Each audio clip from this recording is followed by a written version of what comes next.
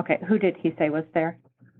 Himself, his wife, Saria, and then two other occupants, Marie, and I believe, I can't remember the fourth person's name, but the male with that group. Okay, would it refresh your recollection to look at your report? Yes, please. Okay, I'm looking at page 8 of 10. 1, 2, 3, 4, 5, 6. About the 6th paragraph down on the interview with Zarrius Hildabrand.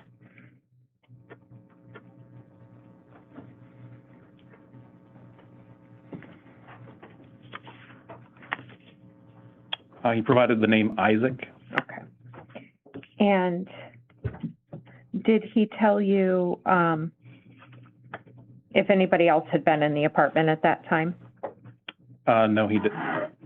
No, he did not. And did he tell you who he had seen the next day, or either the next Sunday or the next Monday? Yes, I believe he had mentioned that a friend had given him a phone call and had come over. Okay. Was that Mr. Gates? I believe it, Isaac Gates. Or go ahead and refresh your recollection. Yes, please. Thank you. To my recollection, it's Dylan. Okay. Dylan Gates. And did you speak with him about Fred Myers? Yes, I did. Okay. Did you confront him about denying sheets? I did. Or did you confront him about purchasing sheets? Yes, I did. And what did he say about that? He had mentioned that his wife had wanted him to purchase sheets, and so that's what he did. Okay. Was that different than what he told you and Detective Clark the day before? That's correct. Okay. Did he know why he had purchased a spray bottle?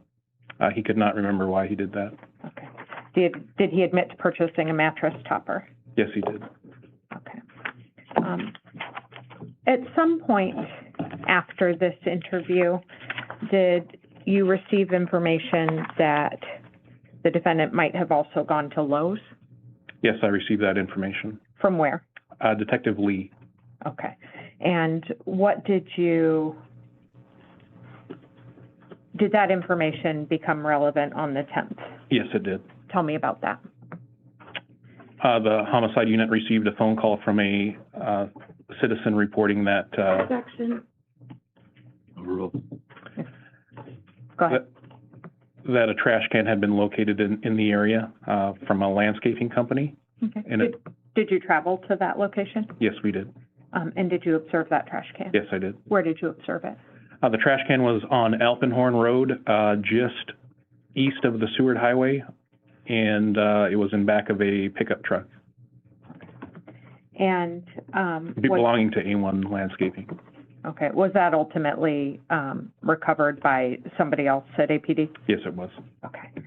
And what else happened relative to the investigation on that day, the 10th of August? On that day,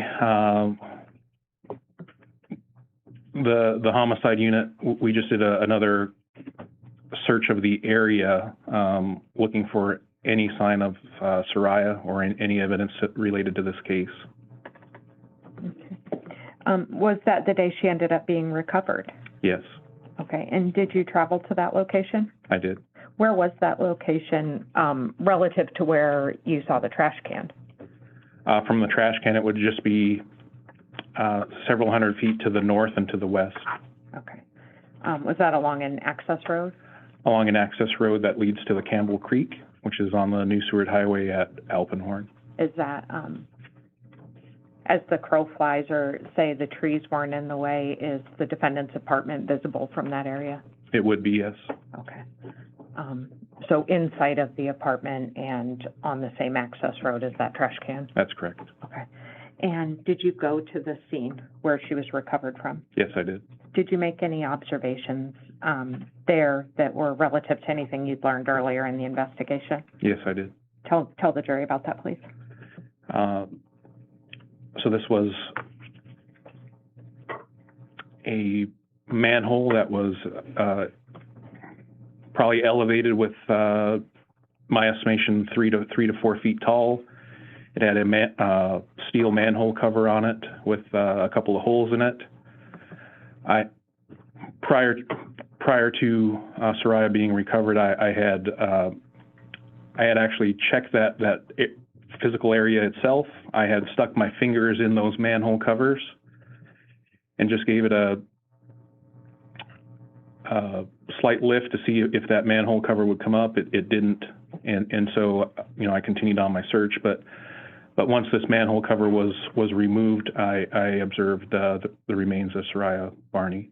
Okay, and was that removed by somebody other than yourself? That's correct. Okay, and did you notice any odors when that manhole cover had been removed? Yes, I have a very strong sense of smell. I smelled the human remains and also a strong smell of gasoline or a petroleum-based product. Okay. Sometimes human remains can give off a strong odor. How can you tell the difference between, like, gasoline versus that? It's just, unfortunately something you never forget. And I've smelled, human remains over the course of 20 years. But the difference between petroleum is that petroleum has a distinct and sweet type odor versus what I smelled versus the human remains. Okay. And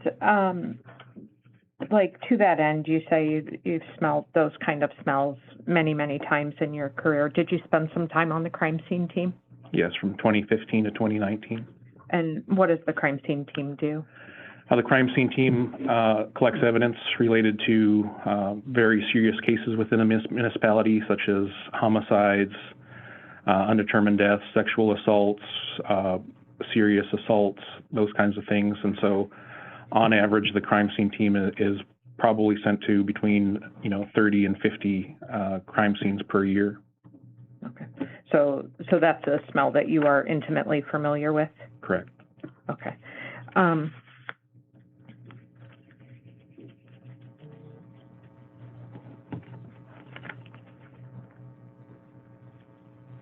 I think that's all the questions I have for you, but let me double check really quick. That's all, Detective. Thank you. Thank you. Ms. Brewster? Thank you.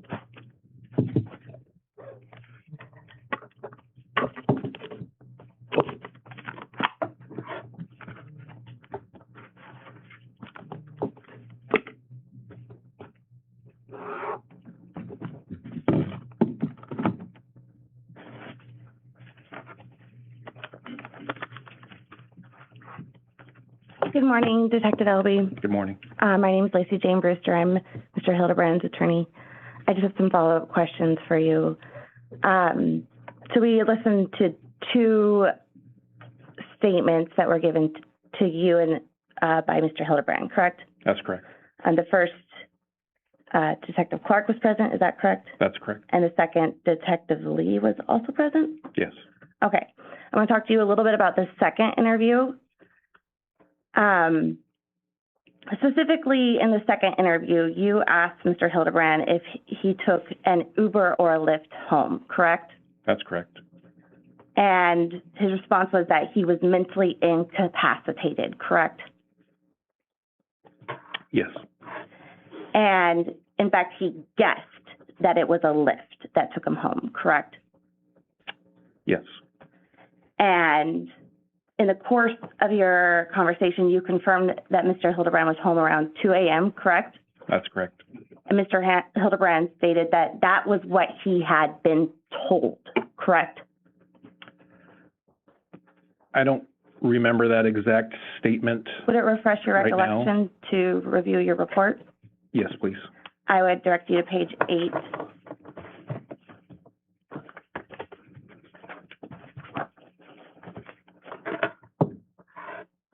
The same paragraph I think Ms. Dunlop directed you to earlier.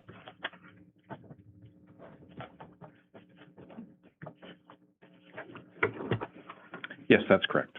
Thank you. In the course of your investigation, you went to the apartment complex at Mockingbird, correct? I did. And in the course of your investigation, did you contact any of Mr. Hildabrand's neighbors? At that particular time, or? In the course of your investigation from the beginning to the end? Yes, I did. And were there any reports of arguments that you received around 2:47 a.m. on August 6, 2023? I don't recall. Okay. And to be clear, while you went to Mr. Hildabrand's apartment in the course of your investigation, you were not in the bedroom on August 6, 2023 at 2:47 a.m. Is that correct? That's correct. You were not in the apartment. Is that correct? That's correct. You were not in the building. Is that correct? Yes. And you did not see who pulled the trigger on the gun that killed Saria, correct? Correct. Thank you. I don't have any further questions. Redirect? No, thank you, Judge. Thank you, sir. Thanks, Your Honor.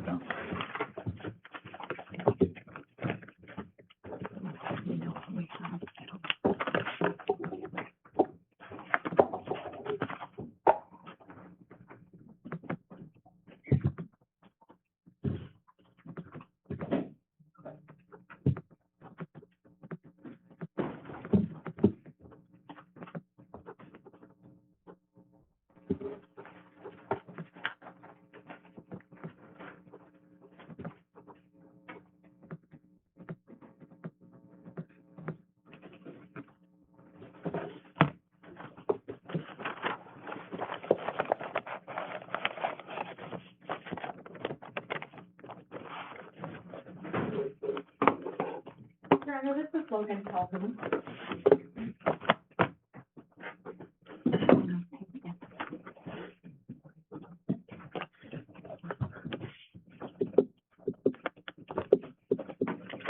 All right, sir, before you have a seat, if you please remain standing and raise your right hand. I solemnly swear or affirm that the testimony you will give in this case now before the court will be the truth, the whole truth, and nothing but the truth. Yes. Thank you. Can you see this? Can you complete statement for your first and last name for the record? Logan Calhoun, Logan-Calhoun. Thank you. Mr. Calhoun, where do you live? 682 6th Street, J-Bear. And is that on base here? It is. How long have you lived on base? 4.5 years? And is that when you moved to Alaska? Right. And you've lived on base the entire time? Mm-hmm. I think it's an obvious question, but are you a member of the Army? Yeah. What do you do in the Army? I'm a mechanic crew member, 13 Bravo, artillery. And how long have you been enlisted? 4.5 years, 5 years. And do you know the defendant, Zarrius Hildabrand? I do. How do you know him? We went to AIT together in Oklahoma, Fort Sill. What's AIT? Advanced Individual Training. That's the first place I met him. And you said, when were you in Oklahoma and when did you meet him? I got to Oklahoma like January 2022, and that's when I met him. Was Zachary Farrar there? Yes. Was Saria Hildabrand there? I don't remember. I think they went to base together. But you didn't know her in Oklahoma? No. So did it just so happen that you guys both got stationed in Alaska? Yeah.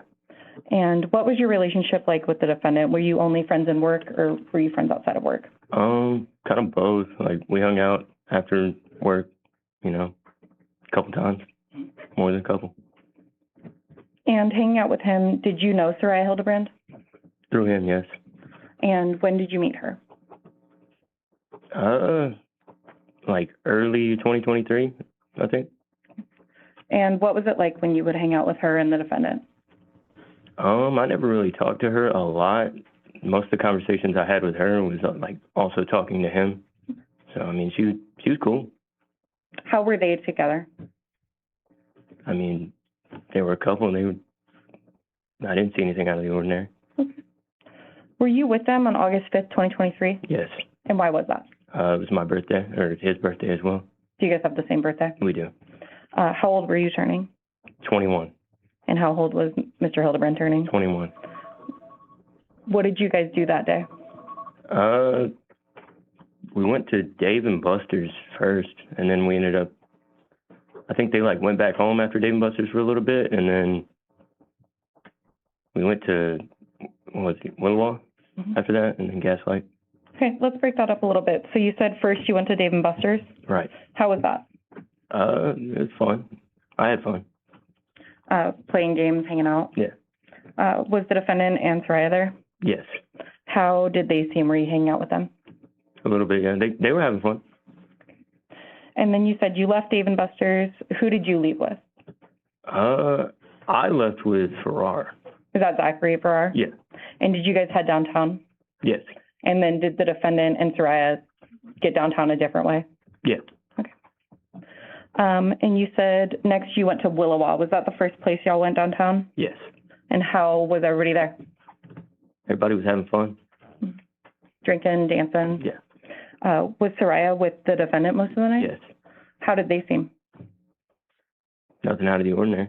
Okay. How was the defendant? He got drunk. I remember that. Like he was sloshed. Yeah. And then after Willowa, where did you guys go? We ended up walking to Gaslight. Okay. So I have a question about that. Did you want to walk to Gaslight? No. Why didn't you want to walk to Because Gaslight? I didn't want to walk downtown. There was homeless people. I didn't want to be around them. Was everybody giving you a bit of grief for that? Kind of, sort of. Was Farrar making fun of you? Yes. Was the defendant making fun of you? Yes. Okay. And did you guys get to Gaslight after you walked? Yeah. And was the defendant able to walk on his own 2 feet, maybe leaning on Saria? He was definitely leaning on it. Like he was really messed up by that point. He was very drunk. Yes. But he knew who you were and knew to make fun of you? Yeah. Okay. When you guys got to Gaslight, was he turned away? Yeah. Was he sad about that? He was kind of, I guess, kind of bummed out. But yeah, he was sad, I guess. And did him and Saria and their friends eventually go home? Yeah. Did he say bye to you and Farrar? Yeah. What did he say about the night? Do you recall? No. Did he say that he had fun or anything? I don't remember exactly what he said. And when was the next time you talked to him? It was like either Monday or Tuesday. And was that at work? Yeah. And was that on Tuesday, August 8th? Yeah. You didn't see him Monday at work, is that correct? I might have saw him on Monday. Do you recall talking to detectives in this case? An interview, I think it was on the phone. Yeah, I remember talking to somebody on the phone. Would seeing a summary of that help refresh your recollection, possibly if you saw him on Monday or not? Sure. Okay.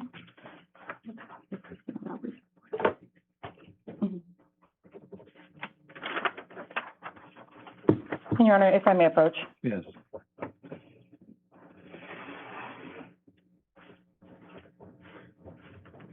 I believe it's the last paragraph. If you want to read that and let me know when you're done. Read it out loud. Nope, just Oh. read it to yourself.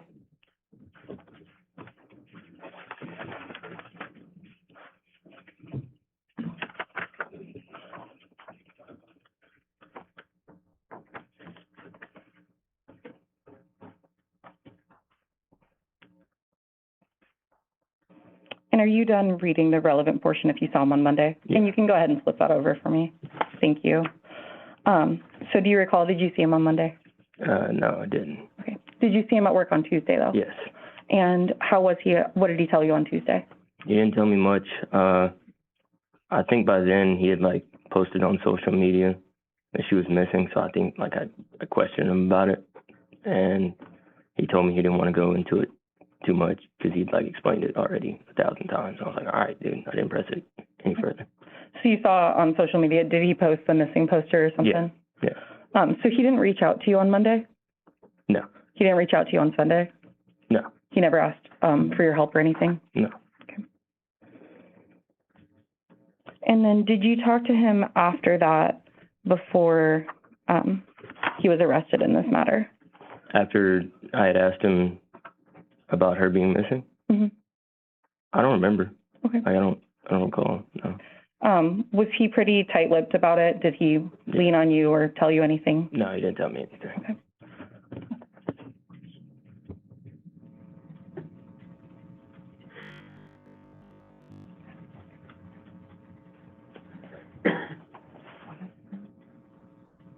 Oh, yeah, it's fine. Those are all my questions. Thank you, Your Honor. And if I may approach and get a copy of that. Yes.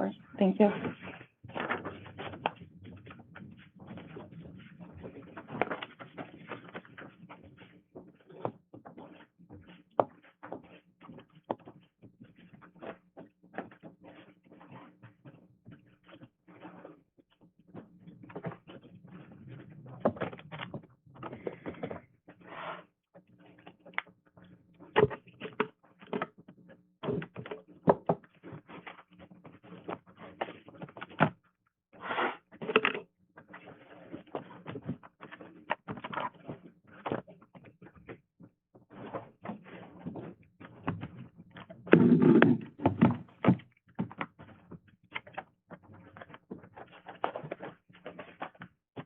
Good morning, Mr. Calhoun. My name is Lacey Jane Brewster. I'm Mr. Hildabrand's attorney.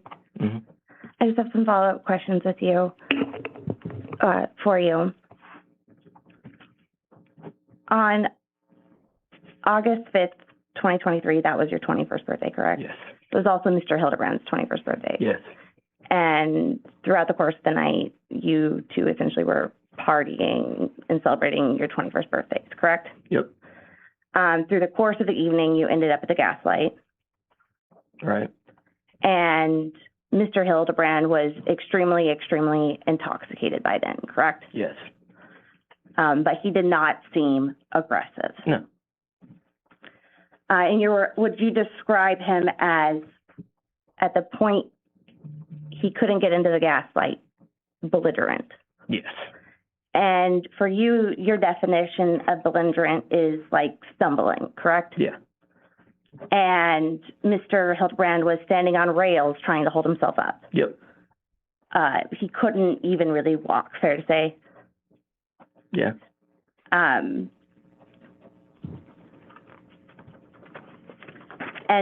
from your recollection of the evening, you never saw that Mr. Hildebrand was angry, is that correct? No, he wasn't angry. Okay.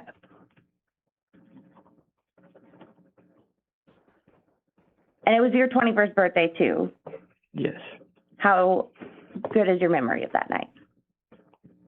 I mean, I guess good enough to be talking to you about it. Okay.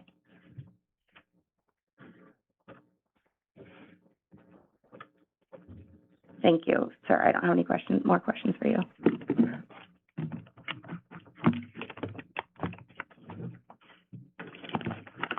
Any redirect?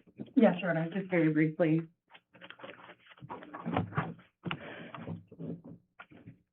Was Saria helping him out all night? Not all night, but by the point, like, when we started walking to Gaslight, he was definitely, like, leaning on her. How was she? Was she being nice to him and helping him along? Yeah. Was she kind of laughing at him? Yeah. She was never angry at him? No. Okay. And had you drank with the defendant before? Yes.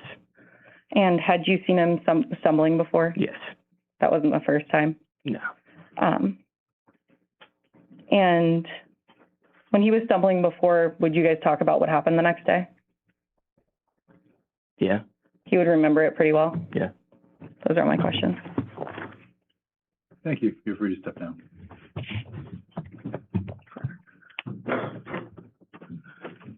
And Your Honor, the state will call its next witness, Mr. Zachary Farrar. And if I could just have a few moments to set up some of our tech, and if Madam Clerk could lower the screen, please. Thank you.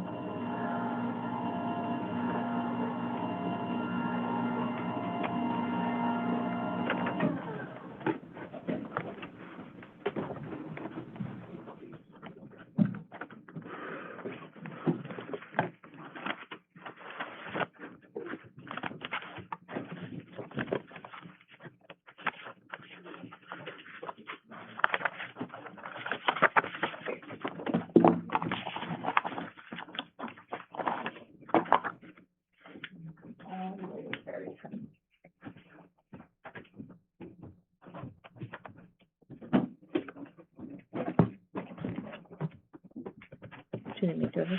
No, I'm going to Sir, before you have a seat, please raise your right hand. Madam Clerk? Do you solemnly swear or affirm that the testimony you will give in this case now before this court will be the truth, the whole truth, and nothing but the truth? I do. Thank you. You can be seated. And if you can please state and spell your first and last name for the record? There's Zachary Farrar, ZACKY, Good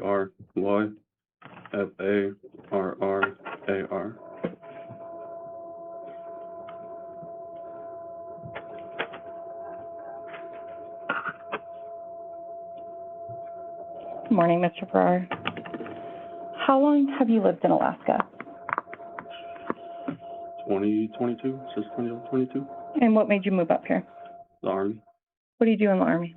field artillery, And when did you join the Army? September of 21. Did you come straight to Alaska, or did you go somewhere else first? Went to Fort Benning, Georgia for airborne school. Airborne school. Did you also do basic training? We did. And where are you originally from? Chicago. Did you know Saria Hildabrand? I did. How did you know her? We went to basic training together. Was that in Georgia? No. So our basic training is in Fort Sill, and that's where we also did AIT. Saria was not with us for AIT because she has a different MOS. So we went from Oklahoma. I went from Oklahoma to Fort Benning, Georgia to Alaska.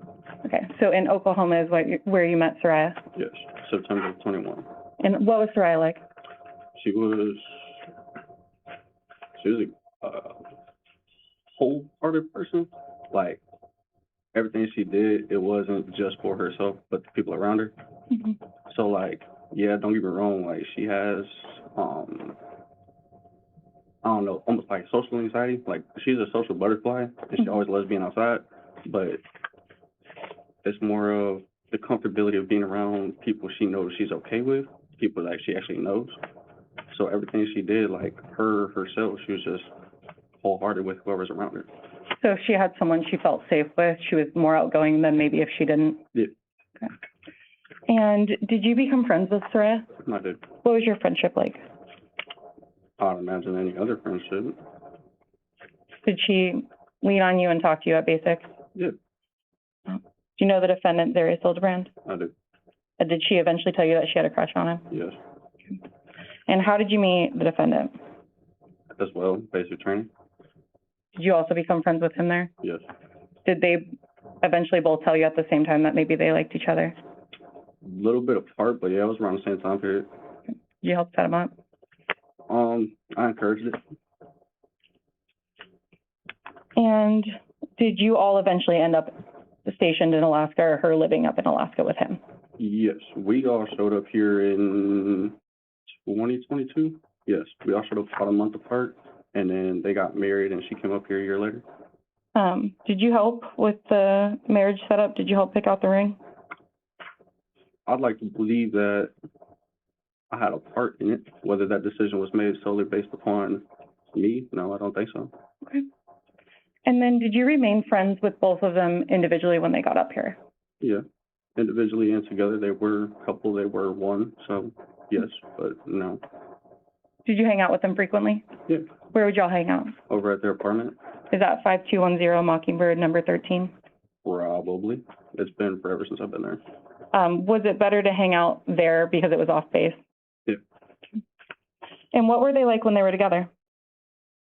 Any other couple, they were laughing, always playing around, watch movies, play games together. And like, when they first moved in and there was really nothing that they had, I used to stay over there and sleep on the floor. Like, that was our friendship, or at least that was my friendship with them. Like, there was nothing I noticed that wasn't normal. Was Logan Calhoun also part of y'all's friendship? Yes. And were you with the defendant and Saria and Logan on August 5th, 2023? I was. And why were you with them? It was both of their birthdays. Logan and the defendant? Yes, they both turned 21 the same day. Okay. And what were the plans for that night? Where did you guys go? Went to Dave & Buster's, played some games, left. Everyone kind of changed, did their own thing. We all met up at Willowall, and then from Willowall went to Gaslight. Okay, let's break that up a little bit. How was Dave & Buster's? It was fun. I mean, it's an arcade, so everyone played games. Everybody went in, a lot of tickets or points? Yeah. People having some drinks throughout? I don't remember if anyone was drinking during then, but Were you a big drinker? at the time, yes. Were you heavily drinking that night, or were you kind of playing? No. Okay, you said no. Why was that? Because when I'm out with other people, it's not my thing to be the life of the party, but more to protect everyone in the party. Were you kind of playing like older brother? Yeah. Is that how you saw kind of that friend group? Yes. So Dave and Buster's, how was Saria? Was she having fun? Yes. Was she hanging out with the defendant? Yes. How did they seem? Everything was fun. Everyone was having fun playing games. And then somewhere along the line, everyone went to the store to see what they got, and she wanted this big-ass pickle Rick stuffed animal. So we played a couple more games. She got the points. I ended up giving them some of my points as well so they can get it. Was she excited about winning that? Yeah. Did she celebrate with the defendant? Was she happy and jumping around? Yeah, they took pictures. And then you said eventually, did you guys not ride together when you left Dave and Buster's? No. You went your own separate ways and then met at Willowa? Yes. How was Willowa? Willowa was fun. Everyone was doing their own thing, dancing, having drinks. How was Saria? The same, having fun, dancing, drinking. How was the defendant? Same, having fun, dancing, drinking. Were they dancing together or were they kind of hanging out on their own?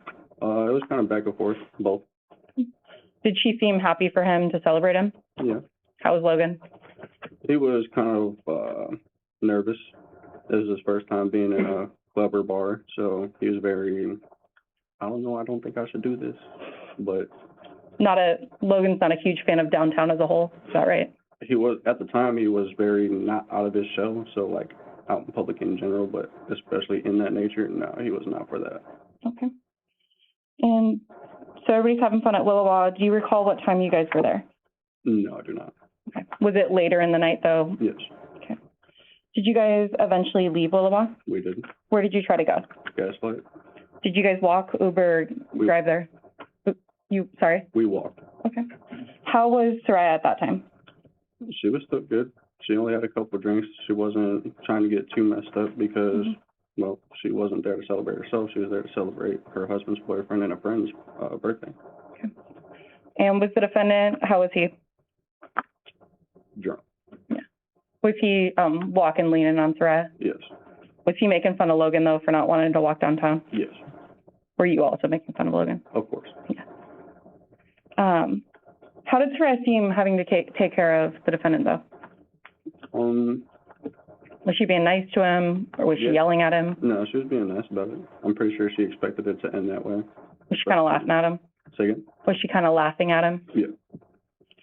And then you guys get to Gaslight, what happens? We was not getting in Gaslight at all. Mm-hmm. By the time, for some reason, the walk there, by the time we got there, Zarrius, he was not able to get in, so none of us got in that night.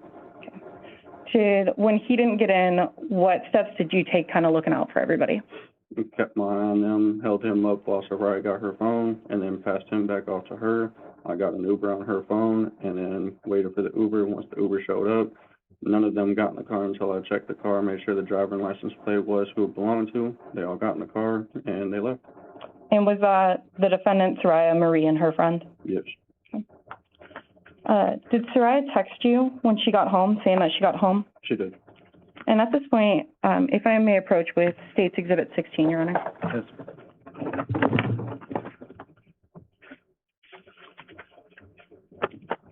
Do you recognize this?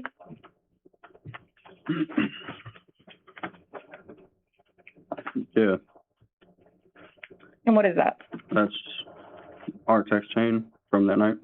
And is that true and accurate to what you guys were talking about that night? Yeah.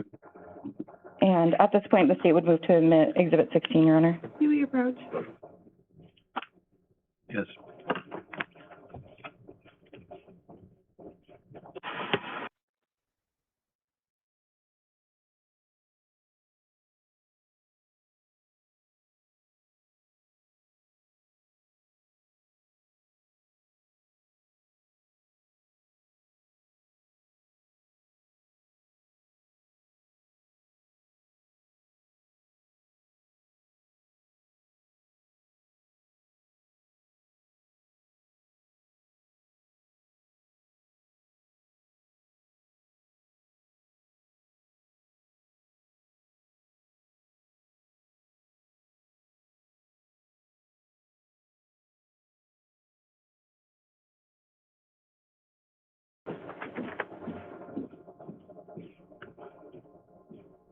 So to be clear, state moved to admit Exhibit 16, Your Honor.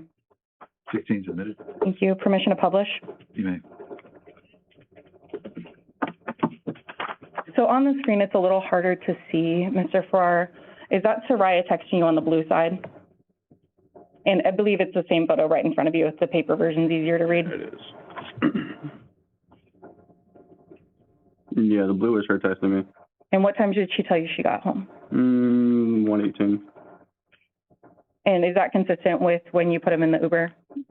No, if they got home at 1:16 or 1:18, yeah, 1:18, then no, that's not the same time they got in the Uber. And my apologies, is that consistent of how long it would have taken him to get home when you put him in the Uber? Roughly, yeah. Okay.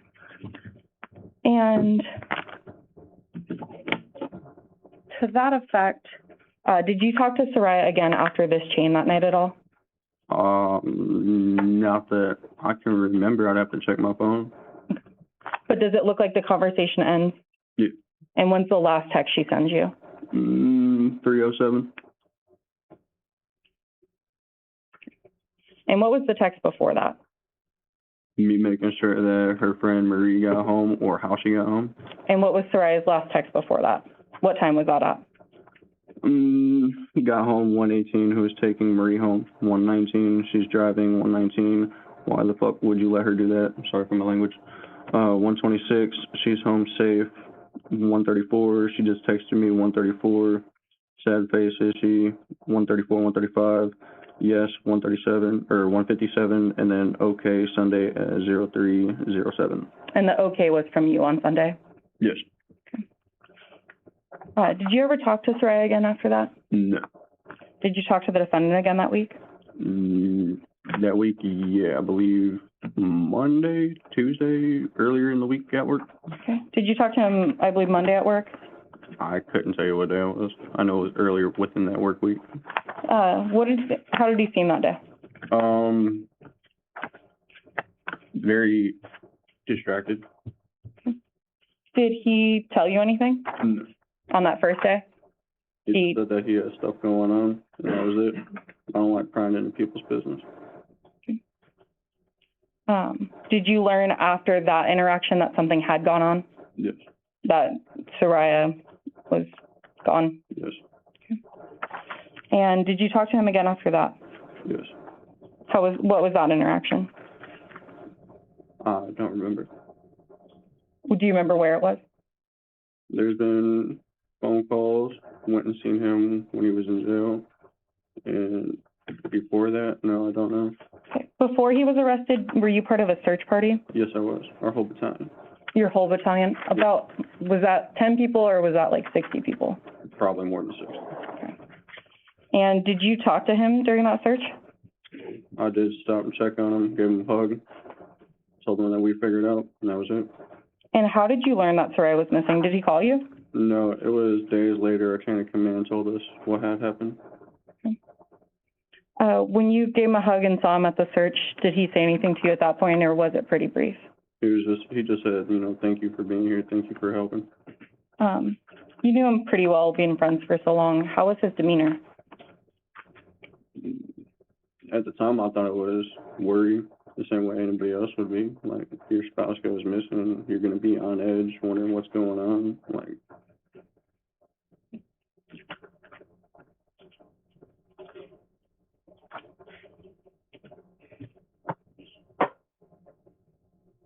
Those are my questions at this point. Thank you, Your Honor. Thank you. Ms. Brewster?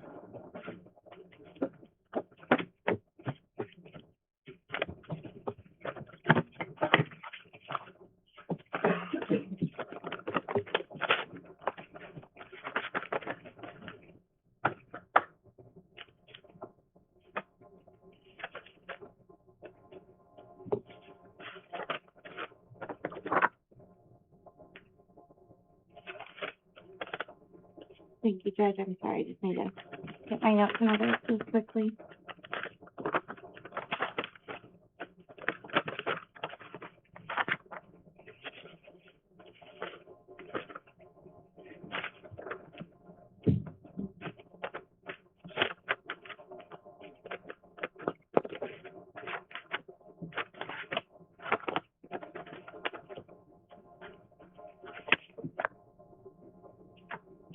Good morning, Mr. Farrar.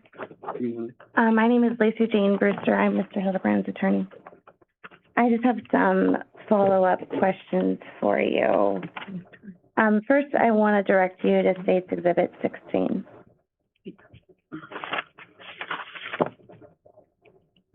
The last text message states okay, correct? Yes. And you sent that message, correct? Yes. And you sent that message at 3:07 Yes. a.m. Yes.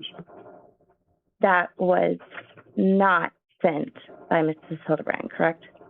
That was sent by you, the okay message.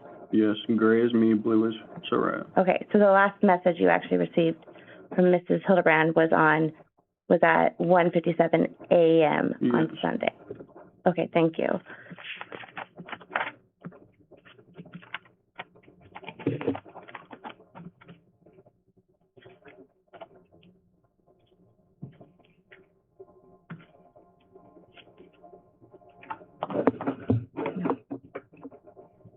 So, Mr. Farrar, you've known Mr. Hildebrand for some time now, correct? Yes. You met him when he was about 18. Yes. You met him at basic training. Yes. By Mr. Hildebrand's 21st birthday, you'd known him about 3 years. Roughly. Okay. I'm sorry, if you could speak up. You also met Saria at basic training, correct? Yes. You, Saria, and Mr. Hildebrand went to basic training together. We did. And you grew close to Mr. Hildebrand over the years.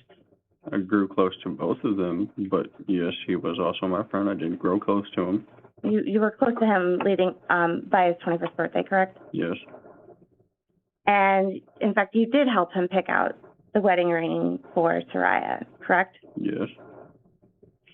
You helped Saria get to Alaska. Yes. Prior to Mr. Hildebrand's 21st birthday, you would stay at Saria and Mr. Hildebrand's home almost every night or every weekend, correct? Yes. Sometimes during the week as well. You'd sleep on the couch? No, I was sleeping on the floor. Okay. You'd sleep on the floor. Yes. And you'd hang out during the week. And the three of you were kind of almost always together, fair to say? For the most part. Fair to say that Mr. Hildebrand was like a brother to you. Yes.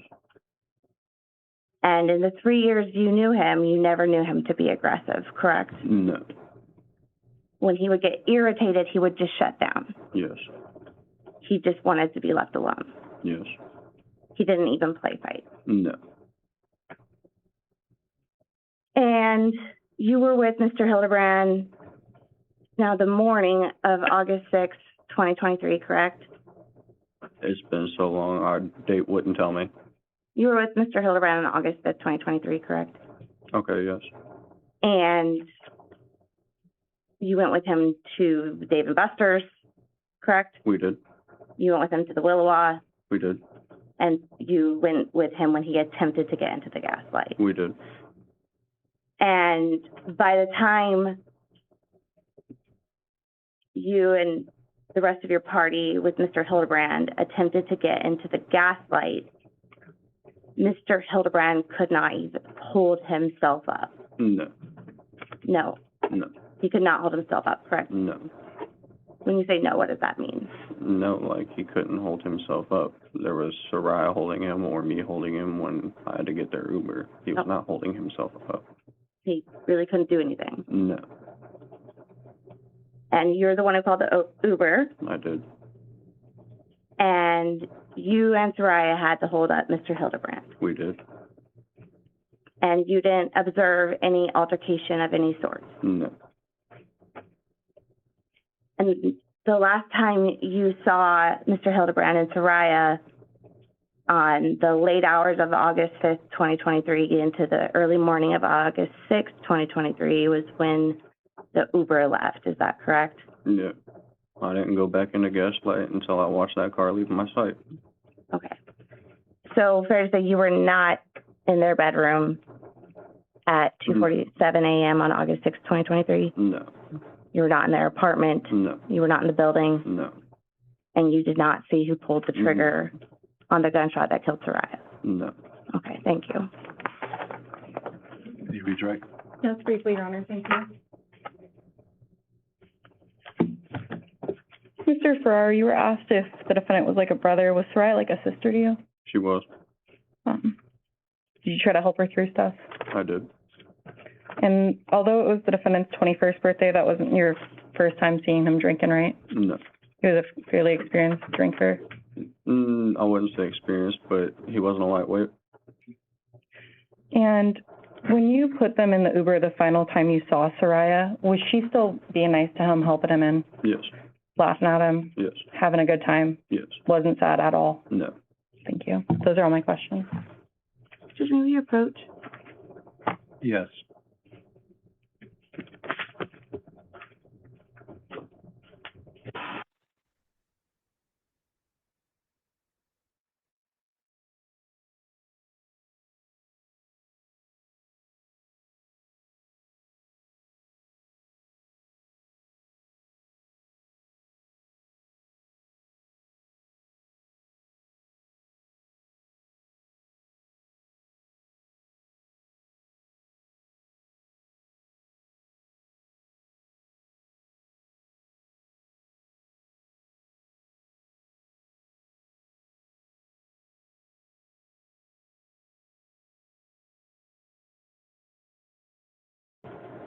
All right, sir, thank you for your testimony. Appreciate it. Ready? We're going to take a break. At this point, we'll have you back here in about 10 minutes or so. It should be a short break. All right, thank you. Please don't discuss the case. We'll have you back in a few.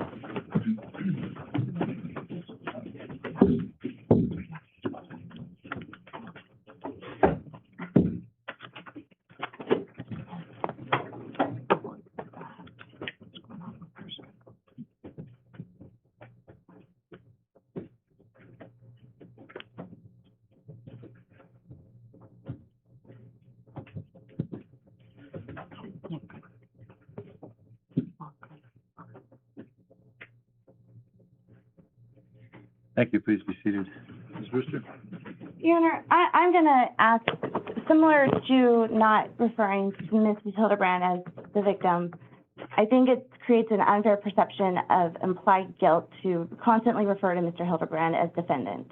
And so I would ask moving forward that the state make every effort to call Mr. Hildebrand by his name, which is Mr. Zarrius Hildabrand, or Mr. Hildebrand. You want them to refer to him as Zarrius Hildabrand each and every time? I want them to stop referring to him as defendant. I feel it dehumanizes him. State, Your Honor, that's, you have a problem with that? I can't promise that I'm gonna do that. I don't have necessarily a problem with it, but it's nomenclature, it's shorthand, it's a quick and easy way to refer to him. It's not prejudicial, it's how we commonly refer to him. I think the jury instructions refer to him as the defendant. I've never had this request in a criminal trial, but hearing the request to the extent that it can be avoided, I'd ask that you try. Thank you, Your Honor. Anything else? No, Your Honor. Officers, you taking him down? Or is it okay to keep him up here for? I'd like to keep this a short break if we could. Okay, yeah, we can keep him up here. Thank you, and then the next one will be a little bit longer. Is that okay? All right, it's 9:34, so we'll go 9:45. Thank you. Off record.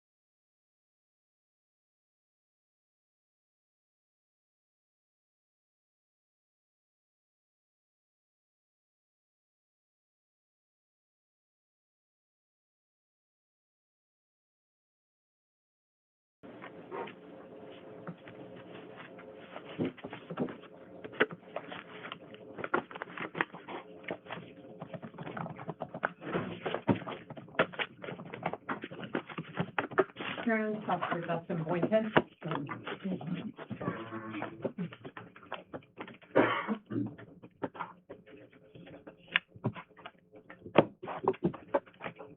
Morning, officer.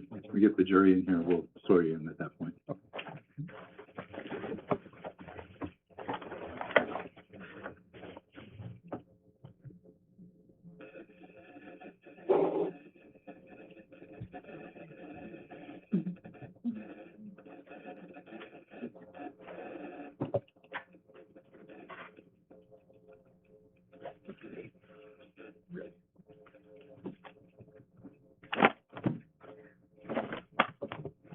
We ever figured out what that is?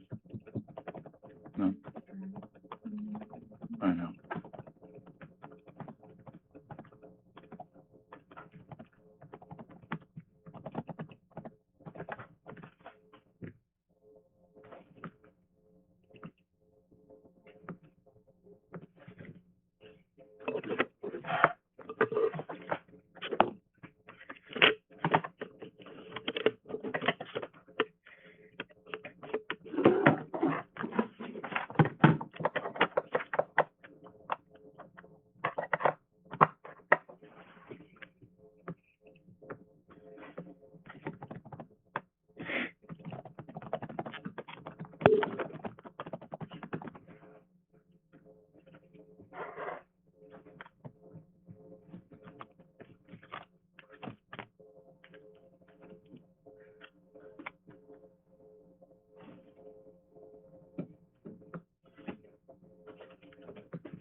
Rise for the jury.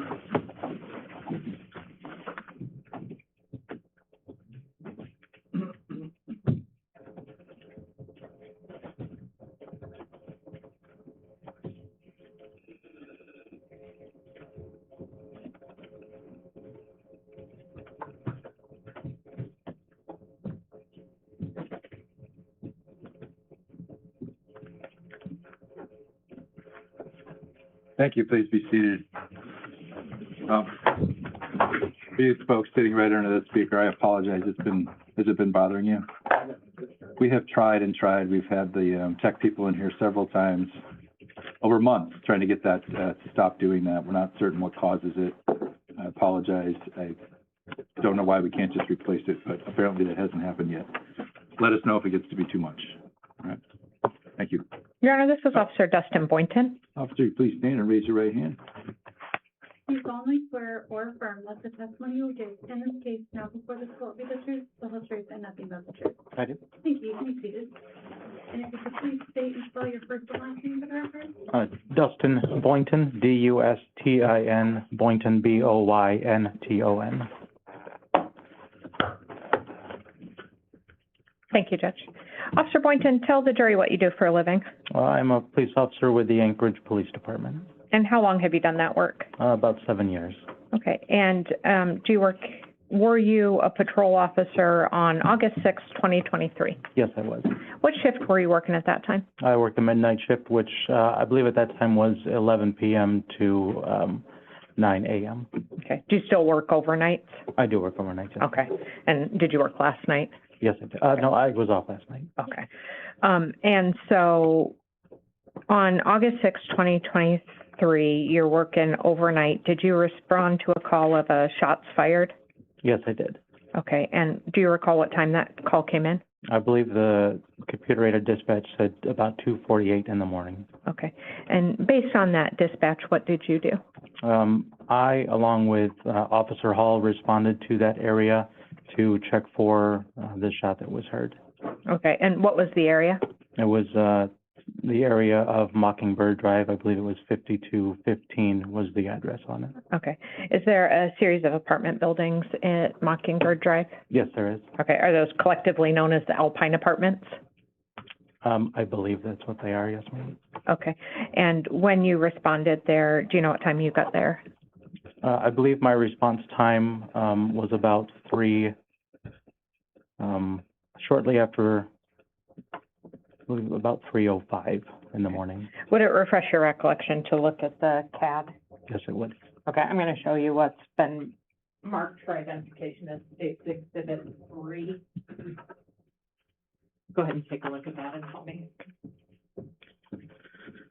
My designator is, for that day was 45 Alpha 1. My on-scene time was 3:02 in the morning. Okay, so call comes in at 2:48, you get there at 3:02, what do you do?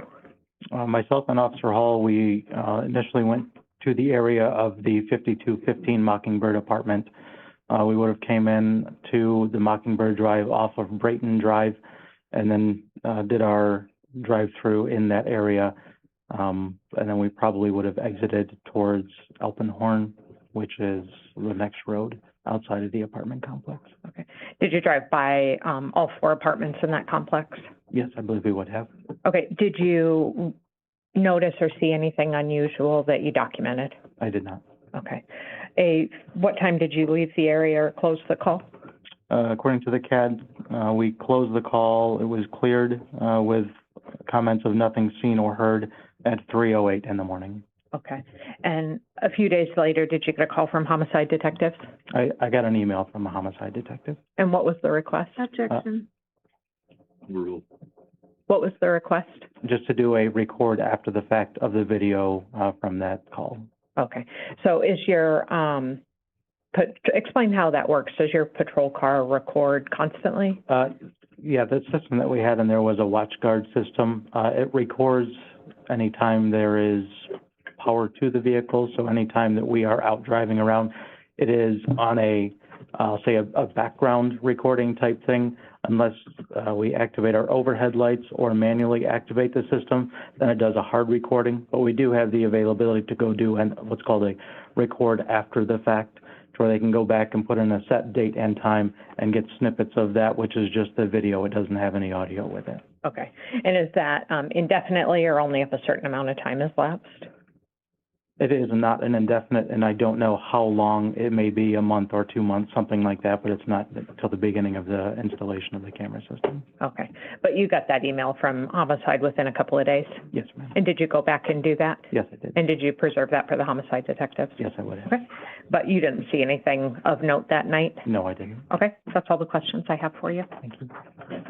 Thank you. Mr. Brewster?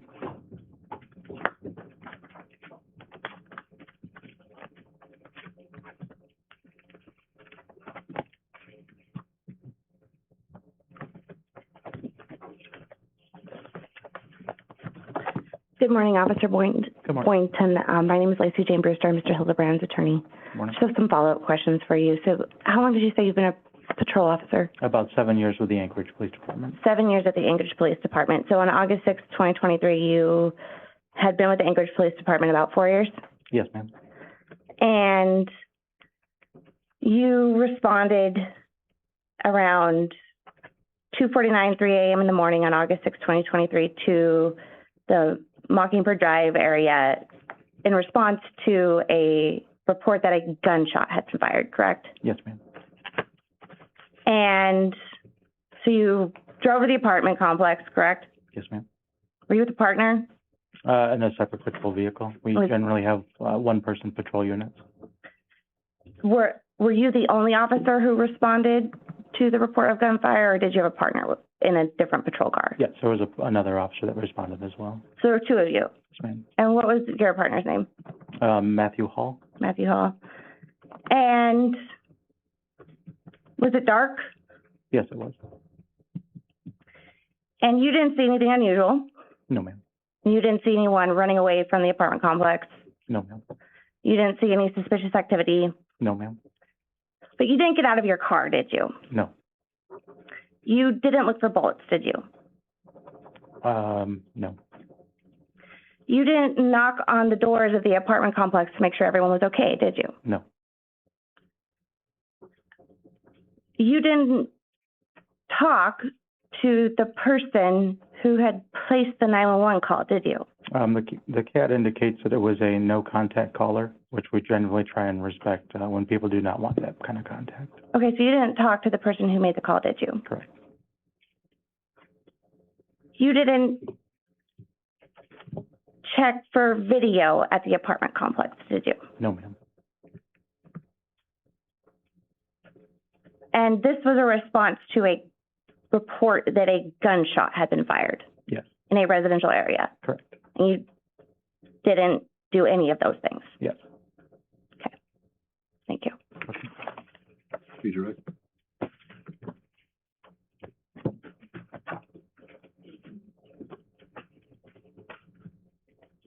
Is a call of a shot or a shots fired, fairly common occurrence? Yes, it is. Okay.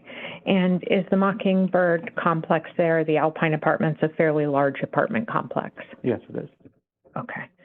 That's all that I have. Thank you, officer. Thank you, Stefan. I'll leave this exhibit. Okay. You can leave that there. Thank you.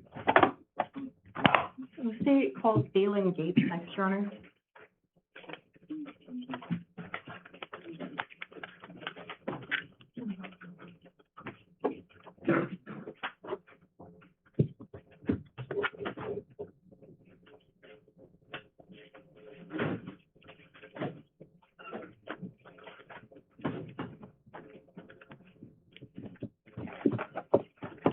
Morning, Mr. Gates, if you want to come around up here. Before you have a seat, if you please raise your right hand, Madam Clerk. You solemnly swear or affirm that the testimony you will give in this case now before the court will be the whole, the truth, the whole truth, and nothing but the truth. Yes, ma'am. Thank you. Be seated. And if you could please state and spell your first and last name for the record? Dalen Gates, DAYLONGATES. Counsel. Thank you, Your Honor. Good morning, Mr. Gates. How long have you been in Alaska? On and off since 2016. And what brought you up to Alaska? Originally the military, What branch of the military do you work for? in the Army. What did you do in the Army? I was a 13 Bravo, so cannon crew member. And how long were you in the Army? Just shy of 8 years. And so can you walk us through that? When were you stationed in Alaska? Where did you go? And then when did you come back? For the first time, I got up here in 2016 after airborne school. We deployed to Afghanistan in 17, and coming back from that deployment, I ended up getting stationed in Germany for 3 years, and then coming back here right after COVID in 2021. And have you remained here ever since? Yes, ma'am. Are you now out of the Army? Yes, ma'am. When did you get out of the Army? I got out in August of 2023. Was that the first week of August or the second week? One of those two. The beginning of August? Yes, ma'am. And did you know the defendant, Zarrius Hildabrand? Yes, ma'am. How did you know him? So depending on some field problems, he would either be in his section, which we're in the same platoon, or there were times to where I would be the NCO in charge of certain details, jumps, or other field problems if their section chief or somebody couldn't make it. So when do you recall meeting him for the first time? I'd say as soon as I got into Charlie Battery in 2021. And so you worked with him throughout that. Were you guys mostly friendly in work, or were you also friends outside of work? I'd say both. Okay. And was he your soldier specifically for about 6 to 8 months? On and off, yes, ma'am. The artillery changes a lot depending on sections, and you get new people in, you get new people out, and it switches up on a daily basis almost. And were you supposed to go out with Zarrius Hildabrand and his friends on August 5th, 2023? Yes, ma'am. I got invited, but I had prior plans met already and was at Big Lake with a different group of friends. And do you know why they were going out on August 5th? It was his birthday. So you were out in Big Lake that weekend, you didn't see them? No, ma'am. Did you talk to anybody from that group that weekend? Not that I remember, no, ma'am. Okay. And did you know Saria Hildabrand? I met her briefly once or twice, yes, ma'am. Did you meet her through the defendant? Yes, ma'am. Okay. Did you also know Marie Wentz? Yes, ma'am. How did you know Marie? Me and Marie met, I'd say around 2021 when I first got up here. She was actually a waitress at a restaurant, and we just met and then became, I guess, acquaintances for the rest of the time. So did you have an individual friendship with the defendant, Zarrius Hildabrand, and then an individual friendship with Marie. Yes, ma'am. Okay. When did you find out something had happened that weekend when you didn't go out? When I received a text or a call from Marie, freaking out and kind of explaining, what had happened. And that's the information she got from Zarrius Hildabrand? Yes, ma'am. Did she also send you a missing persons flyer? Yes, ma'am. And do you recall, was that Monday, August 7th? Yes, ma'am, it was. What did you do when you got that information from Marie? One of the first things I did was actually message or call Zarrius because I was worried about, as an NCO, I was worried about one of the lower enlisted and a friend of mine, that he just wouldn't harm himself at the time with the information I had. Were you concerned based on the information you had that it could affect him? Yes, ma'am. So what did you do when you reached out? Did you hear back from him? Not right away, but eventually I did, and he asked if I was busy, and I was not, so I went straight over to him and met him at his place to try and help let him vent and calm down. Was that Monday night? Yes, ma'am, it was. Was Marie also there? She was in the parking lot, but she left 15 to 20 minutes after I got there. Did she go home and then you went inside with? Yes, ma'am. Okay. What did you guys do when you got there? We made Hamburger Helper and turned on YouTube and just kind of did what 20-something-year-old boys would do and just kind of bury whatever it was and just trying to give him a place to relax at the time. And did you stay in the living room, in the kitchen the entire time? Yes, ma'am. Did you see any firearms in the apartment? Yes, ma'am. They were just set out on the kitchen counter or whatever counter it was. Okay. And after you guys are eating Hamburger Helper and watching YouTube, did he eventually open up to you? Yeah, we had a deep talk, and some sadness. And once he finally calmed down, he seemed like he could get some sleep, and I went on my way. Okay. Can you tell me a little more about that? When he opened up and had some sadness, what was he saying and what was he doing? He was just blaming himself from the night before, saying he could have took her to work and could have drove her and should have, and was just harping on the fact that if he was putting it on himself. He was saying it was his fault? Yes, ma'am. Was he crying? Yes, ma'am. And did you tell him not to blame himself at that point? Yes, ma'am. At that point, I was not to put all the pressure on himself.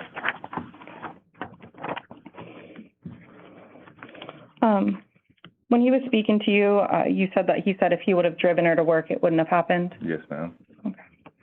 And how long did you stay? I'd say roughly until 10:30 at night, 10:30, 11. And is that when you left him to go to sleep? Yes, ma'am.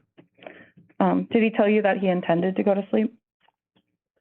I mean, it wasn't spoken, Okay. but I mean, we had work the next day, so it was kind of implied, I guess. Okay. And then the next day being Tuesday, is that correct? Yes, ma'am. And was this week that we're talking about, was that your last week in the military? Yes, ma'am. When you saw him on Tuesday, did you speak with him then? Very, very briefly, because he brought a bunch of flyers to pass around our battery and our unit, because our battalion was planning on going and helping search for her, either that Wednesday or Thursday. And then when you did speak to him both at his apartment and then briefly at work, can you describe for the jury, what was his demeanor? Honestly, hurt is what it seemed like. He was hurt, he was upset. I mean, he was flooded with emotions. And then you said that you saw some guns in his apartment. Did that raise your concerns? Being military, not really. Okay. I mean, most of us have guns, so it didn't raise any concerns. At the time, the most concern it raised for me was self-harm, that I was worried that he was going to do. And did you know those guns to be Zarrius Hildabrand's? I figured so. Yes, ma'am. And did he show you the guns?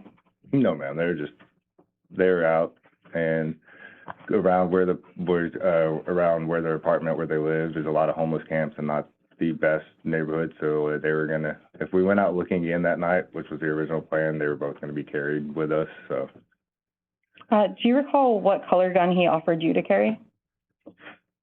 No, ma'am. Was it possibly black, gray, tan, something else? I mean, I know there's a tan, I wanna say SIG, and then a black Glock, I wanna believe that was on the counter, but which one I wanted, maybe the SIG, because I like the tan colored better. And he was fine offering you to carry that one that night? Okay. And did you ultimately handle the gun at a certain point, either looking at it, intending to carry it, or moving it away from Zarrius Hildabrand? I mean, looking at it, intended to carry it, yes, ma'am.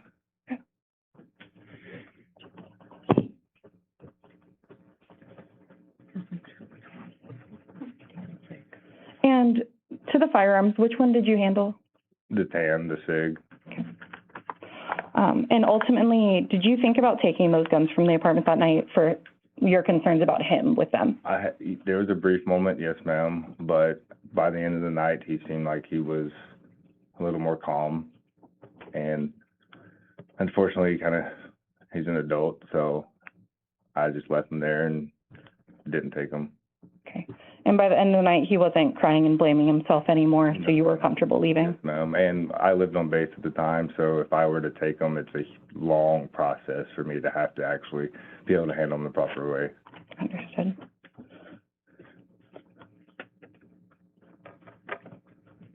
And then you talked about you were going to carry the tan SIG if you guys did go out to look.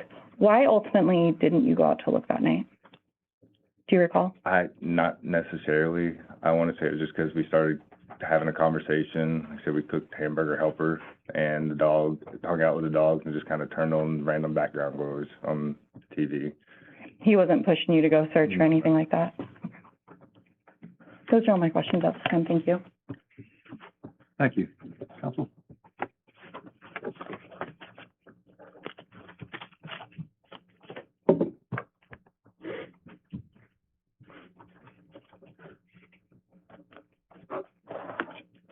Good morning, Mr. Gates. Good morning. My name is Lacey Jane Brewster. I'm Mr. Hildabrand's attorney. I just have a few follow-up questions for you. You'd know Mr. Hildabrand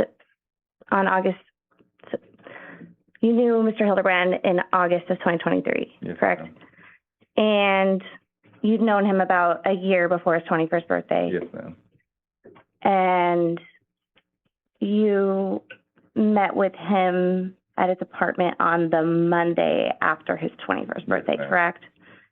And he was essentially completely shut down from what you normally knew him as, fair to say? Yes, ma'am. And he was crying.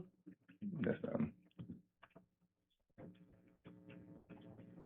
And in the time that you knew Mr. Hildabrand, you'd been to his apartment before? No, ma'am. That was the first time I've ever been to his apartment. Okay, thank you.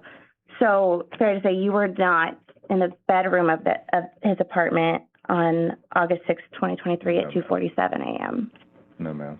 You were not in the apartment, and you were not in the building, No, ma'am. and you did not see who pulled the trigger on the gun that No, ma'am. killed Miss Hildabrand?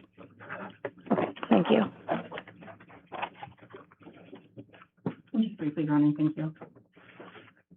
And I apologize, Mr. Gates. I think I said Monday, and I believe defense said Monday. Was this actually Tuesday that you went over there after he had told his chain of command what was going on? No, ma'am. It was Monday. It was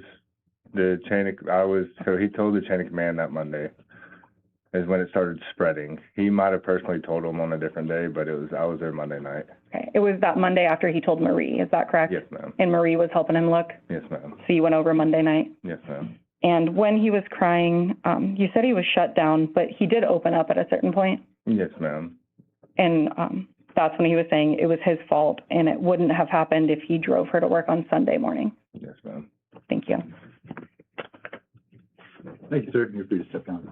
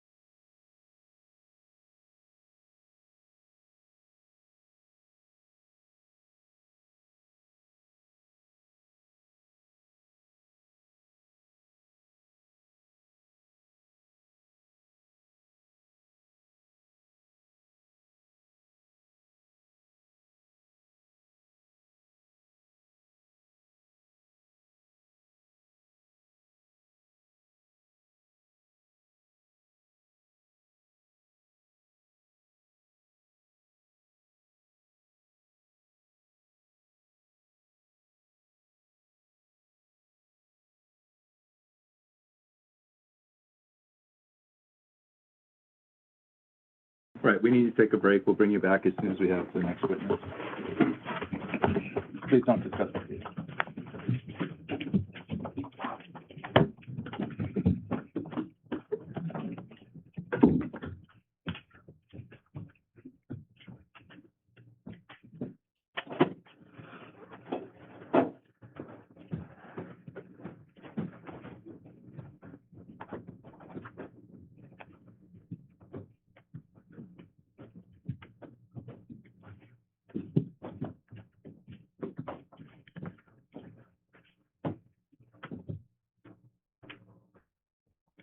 Thank you. Please be seated.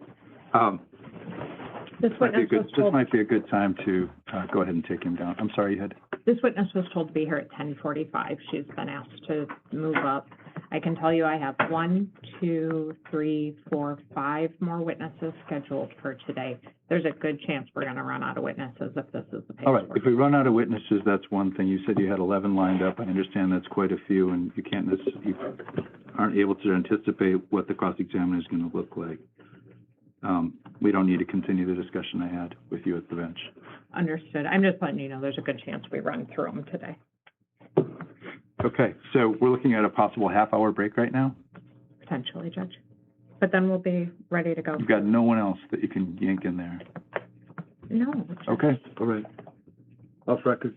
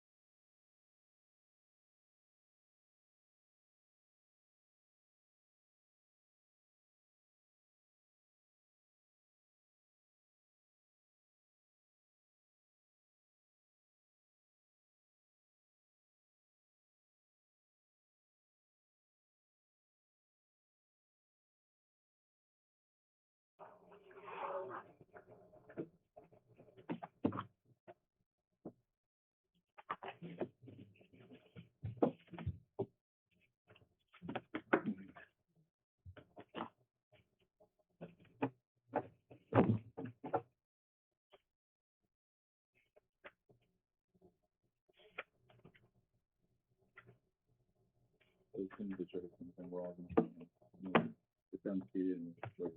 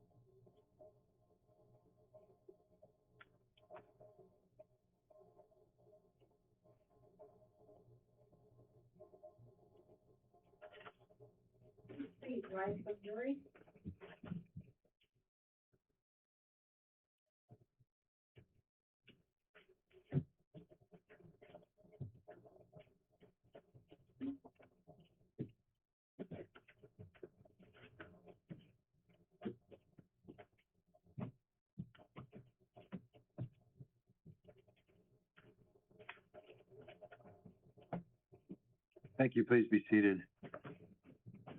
As I think I've mentioned before, trials are not always predictable, and so there'll be some starts and stops that we don't anticipate. I apologize for that, but we're ready to proceed at this point.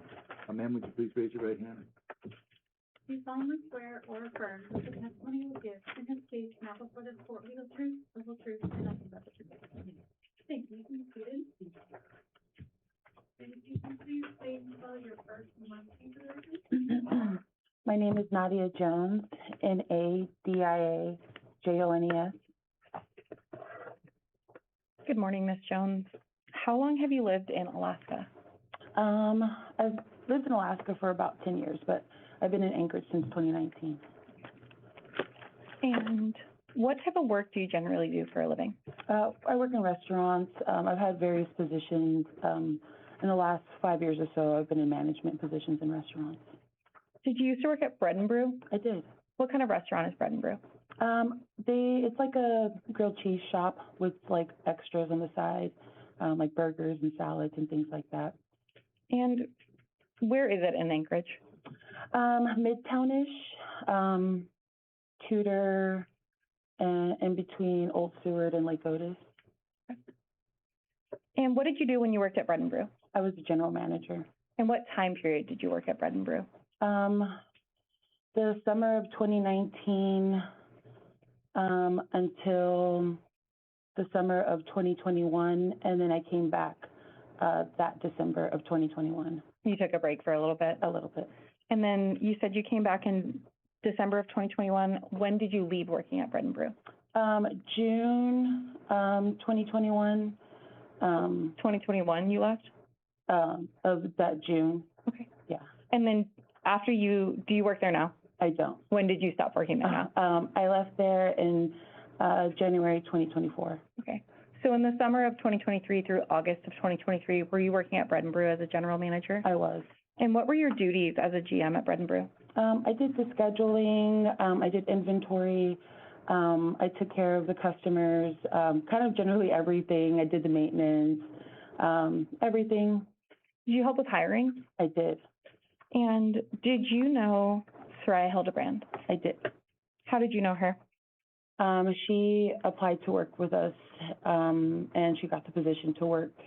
She initially applied to work front of house, but we didn't have any server positions, and we didn't want to lose her because we could tell she had great work ethic, and we hired her to work in the kitchen. And was that in the summer of 2023, or just before it? Just before it, like springish. What do you remember about her when she was working there? She was really strong. Usually everyone who starts in the kitchen learns all of the stations, and she learned them very quickly. At the time, we were having a little struggle in the kitchen because people were firing food that wasn't ready, or just orders. A lot of orders were not being made correctly, and we needed someone really strong in the expo station because they are like the matchmaker. They put all the orders together, and she quickly moved up the line to expo. And was expo essentially a leadership position in the kitchen? How was she showing up to work and being present?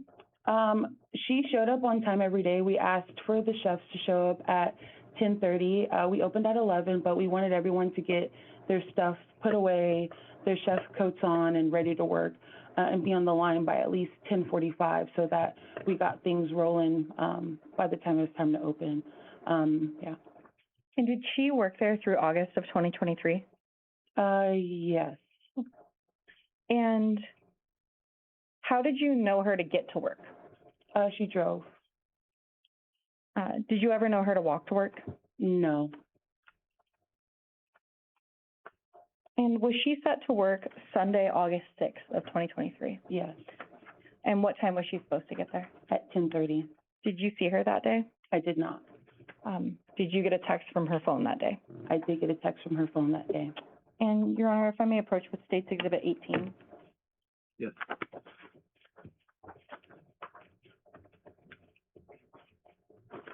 And Ms. Jones, do you recognize that text thread? I do. And what is that text thread? It's a conversation between Saria's phone and myself.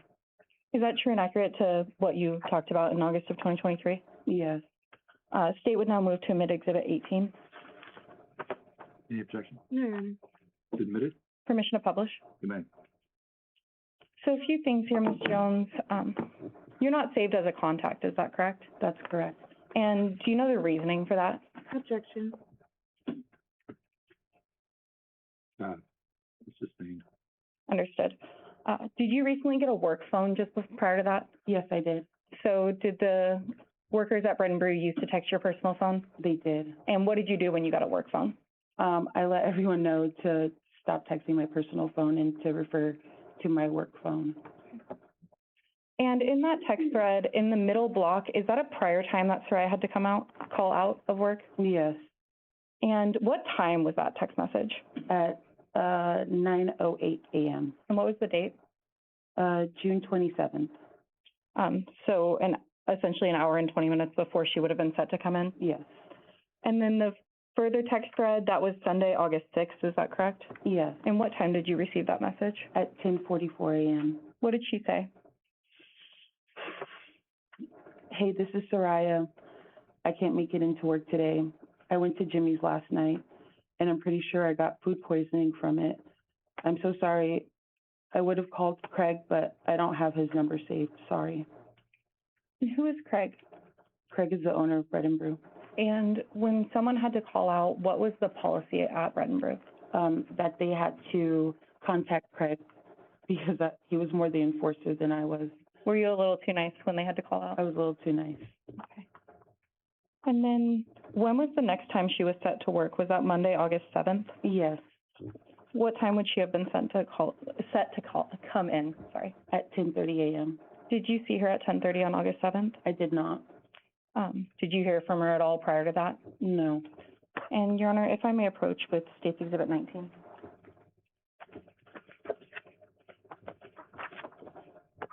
Do you recognize that? I do.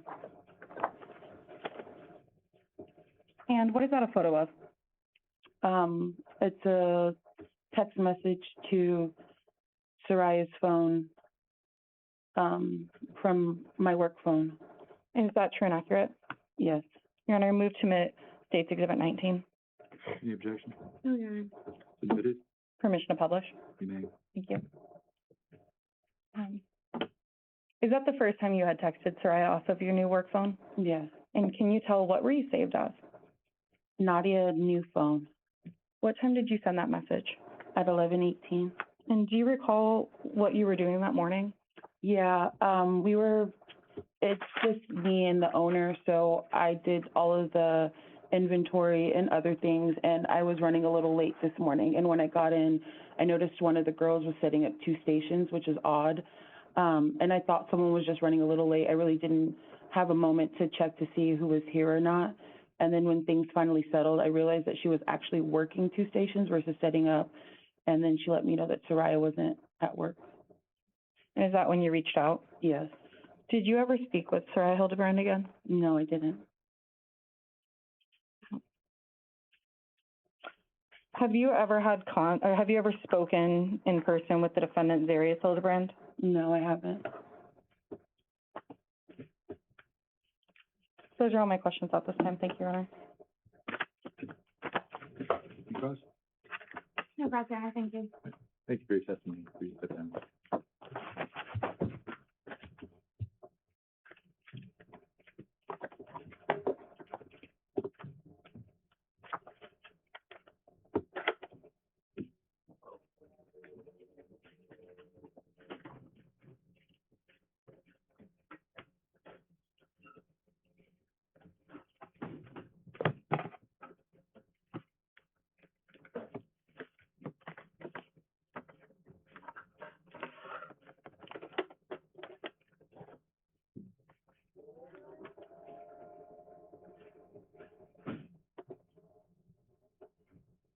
Captain Joshua Stevens.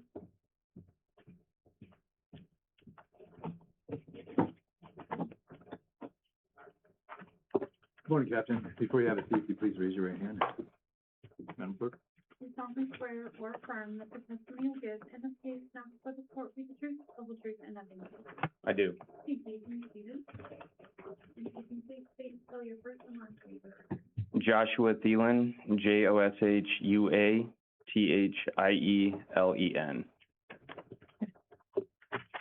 And sir, I'm going to have you introduce yourself to the jury. Tell them what you do for a living, please.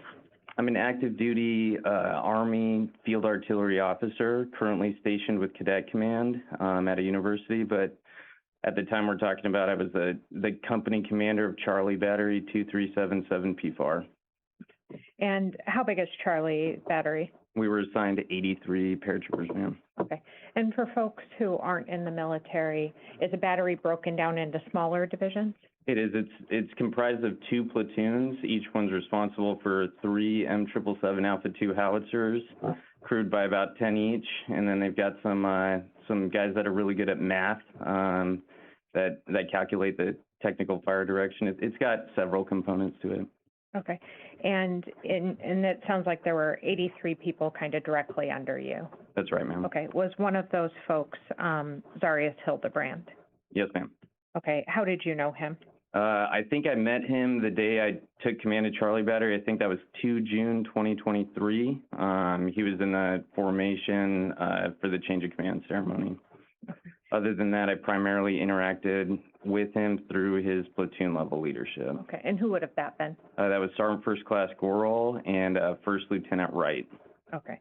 And did you ever have occasion to meet his wife, Saria Hildabrand? I did not, ma'am. Okay.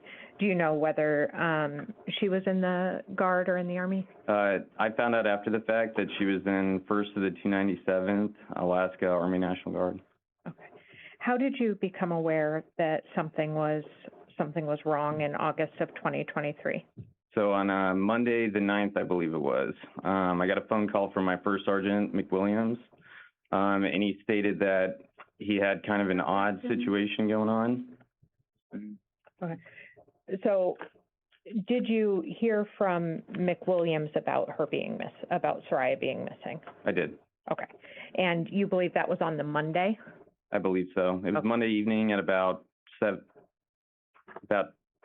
8 p.m. that he called me, ma'am. Okay. And Monday would have been the 7th? That's correct. Okay. And based on that call, what did you do? So first and foremost, my job is to remain fair and impartial and support the service member and their family. So I offered support that evening. My first sergeant said he didn't want any visitors that evening, and He being Mr. Hildabrand? That's correct. Okay. So I set a meeting for him first thing the following morning, which would have been Tuesday. Yes, ma'am. Okay. And Tuesday, the 8th, did you meet with Mr. Hildebrand, or did I somebody else? did. Okay. And how did that meeting go? I offered support. I said, hey, I'm not, I don't serve in a legal capacity. I don't serve as a investigator. But how can I help support you, is what I said. Okay. And does the military have, I guess this is to some degree an unusual situation, but some kind of protocol for folks going through difficult situations? Yes, ma'am. What did you do according to that? So I asked him how we could help support. He said he didn't really need much, but he had made a missing poster. So we published that through the Family Readiness Group. Mass blast email to all the spouses of our service members so they could publish. And then we offered further support. Okay. And when you say further support, is there any kind of like, I guess, psychological or mental health help that you all offer? Yes, ma'am. I think I got him evaluated by a mental health provider 2 times, once on Wednesday and once on Thursday. Okay, and is that just a quick protocol to make sure, it's not an in-depth evaluation, fair to say? I believe so, ma'am. Okay, it's more to prevent any potential harm? Yes, ma'am. Okay, harm to himself? Yes, ma'am. That's primarily the focus. Okay, and at some point, did you arrange or get notice that a search was being arranged? Yes. So Tuesday evening, the 8th, I again sat with Specialist Hildabrand because I felt as though there was more we could be doing. And I said, hey, how can I support you? And that evening he said, well, my mother-in-law has asked me if we could get search dogs out there. So I said, hey, I'll call anybody. I'm here to support. Give me your case number and I'll call APD and just see if I can help. So I established communications with APD. I think I initially talked to Lieutenant Cross, and then she referred me to Detective Clark. Detective Clark said, hey, we're going to go. Overruled. Detective Clark said, I kind of gave him the same message. Hey, I've got 83 people. We're here to help. I had already been given permission by my commander to support the service member and cancel training for the time being. And Detective Clark said, hey, we're going to go search Campbell Creek Park. Can you guys come do Hands Across America and help us do that? So we met him sometime the evening of Tuesday and conducted a search of that park. Okay. At this point, had you done what's called a serious incident report? I did. So on Monday night, I consulted our serious incident report criteria, and a missing spouse it didn't meet criteria, but I felt it merited reporting. So I did submit a serious incident report either early Tuesday morning or late Monday evening. If, speaking about the search, if I can approach, I'm going to show you what I have marked for identification in State Exhibit 46. If the Alpine Apartments are right here, do you recognize that area of town? I do. Okay. And can you see on that map where your search was conducted generally? Absolutely. Okay, and is that a fair and accurate representation of that area of town? That is. Okay, I'd move at this point for the admission of State's Exhibit 46. No objection. It's admitted? May I publish, Judge? You may. And do you have a pointer up there? I do. It's new, I'm not sure.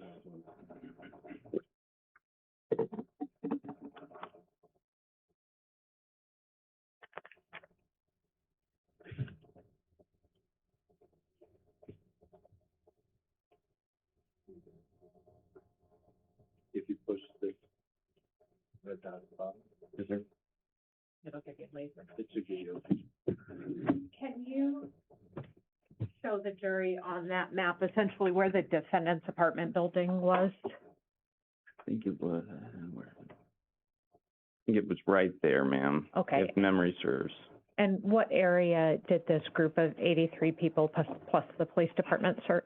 So this north, northwest, south, southeast running, it looks like an airstrip. We kind of I positioned myself about right here, and we spread out from here all the way down here, and we moved east, kind of in a line. I know we hit some fences around here, if I remember right, so we kind of had to break people off, but we essentially searched this entire block, and then my first sergeant and I kind of walked through here.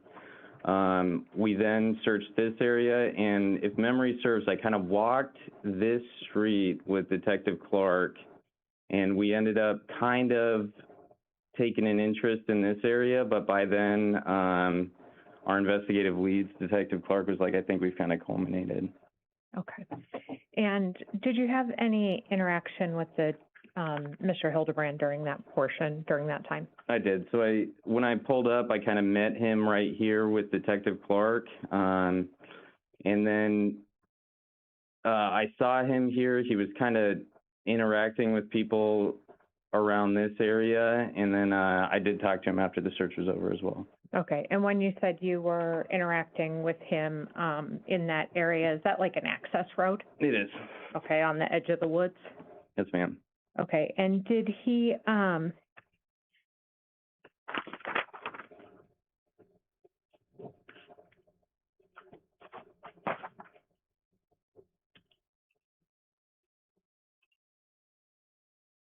at that point, were this APD asking him for a scent sample for his wife? Not through me at that time. They kind of reached out to me and asked if there was appetite for. Okay.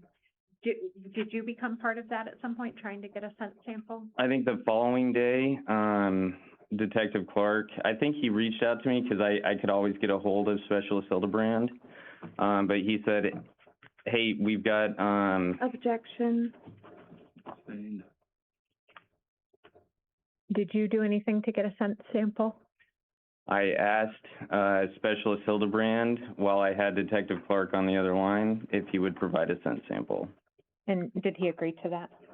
No, he did not. And was that in your office? It was, ma'am. Okay, and did you have any conversation with Mr. Hildebrand in the woods there, going through kind of some homeless camps? I did. So I kind of tried to express a little empathy, and I was trying to put myself in his shoes, kind of imagining if my own wife is missing, and the side of the disorder and individuals in what I believed was various states of drug addiction made me incredibly nervous. And so I expressed as much to Specialist Hildabrand, and he stated to me, I actually think it would be kind of cool to live that way, just hang out and do drugs all the time. And that was when you were walking through the park? That's correct. Okay. And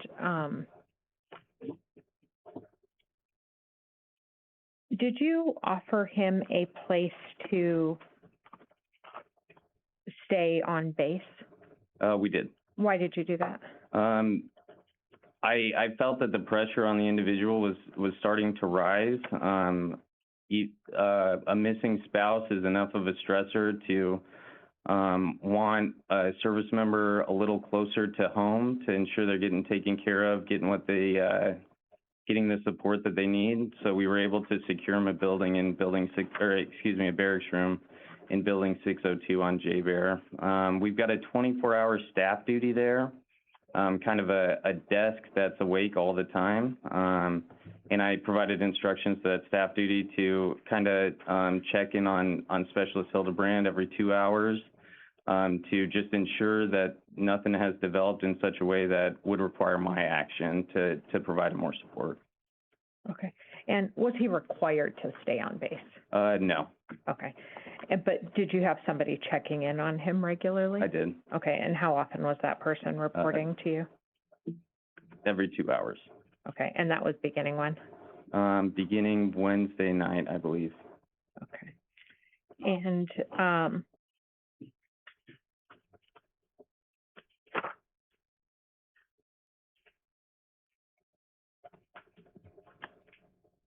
And I want to be clear, you were not part of an investigatory team, right? No, ma'am. Okay, your job is, he's in your chain of command, is to support the soldier. Absolutely. Maintain accountability of the soldier and responsible for his welfare and the welfare of his family as well.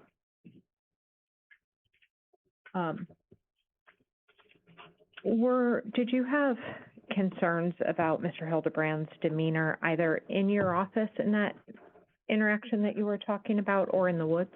Objection. Could you restate that question? When you were in the woods, you said, you know, you were kind of going through the camps that were concerning to you, especially thinking, you know, somebody might be missing in that area. How was his demeanor during that time? His demeanor was jovial, is the best way I can describe it. He was making conversation. I kind of spoke about the joke he made to me.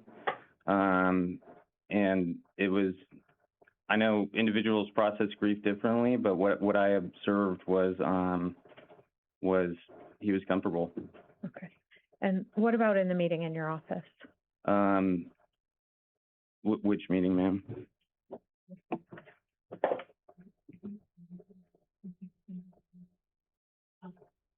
I'm gonna move on from that. I think that that's all the questions that I have for you, sir.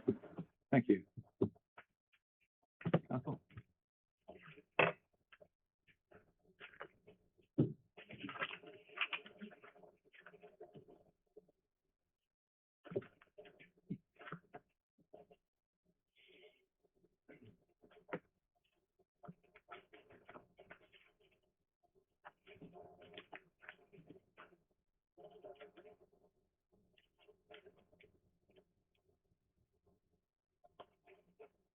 Ms. Brewster? Yes, Your Honor, I needed a second to get my.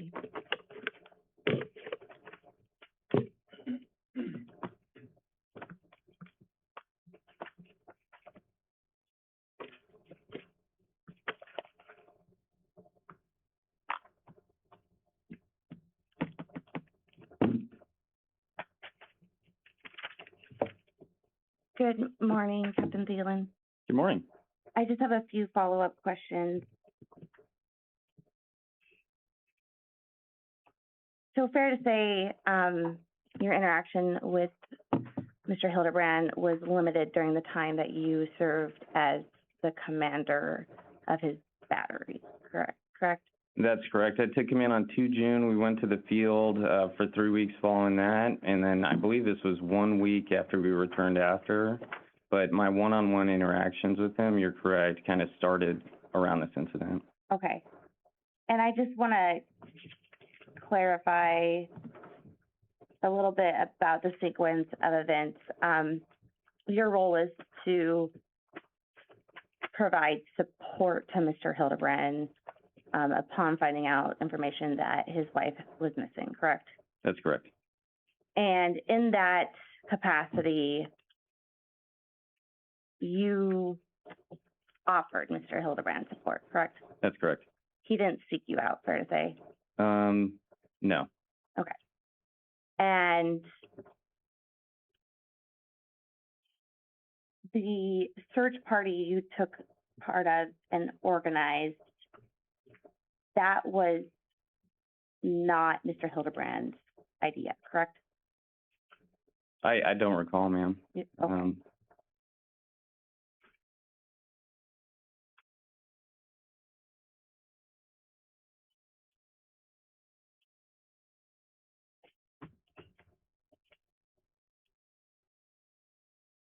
Okay, thank you. I don't have any further questions. Thank you. Any redirect? No, thank you, Judge. All right, thank you, Captain.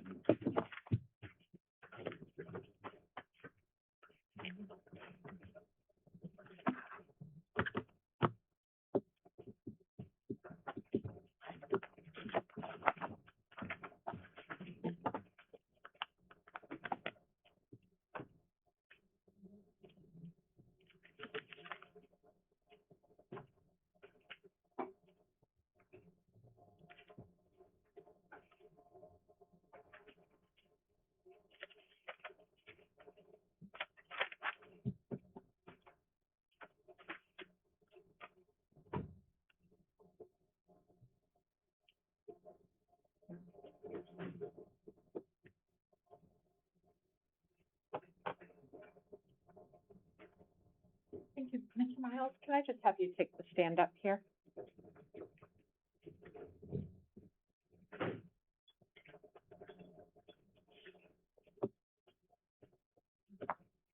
Morning, sir. Good morning. Before you have a seat, if you please remain standing and raise your right hand. Madam Clerk. You solemnly swear or affirm that the testimony you will give in this case now before the court is the truth, the whole truth, and nothing but the truth. I do. Thank you. You may be seated. And you can please state and spell your first and last name for the record. My name is Sam Miles, Sam-Miles.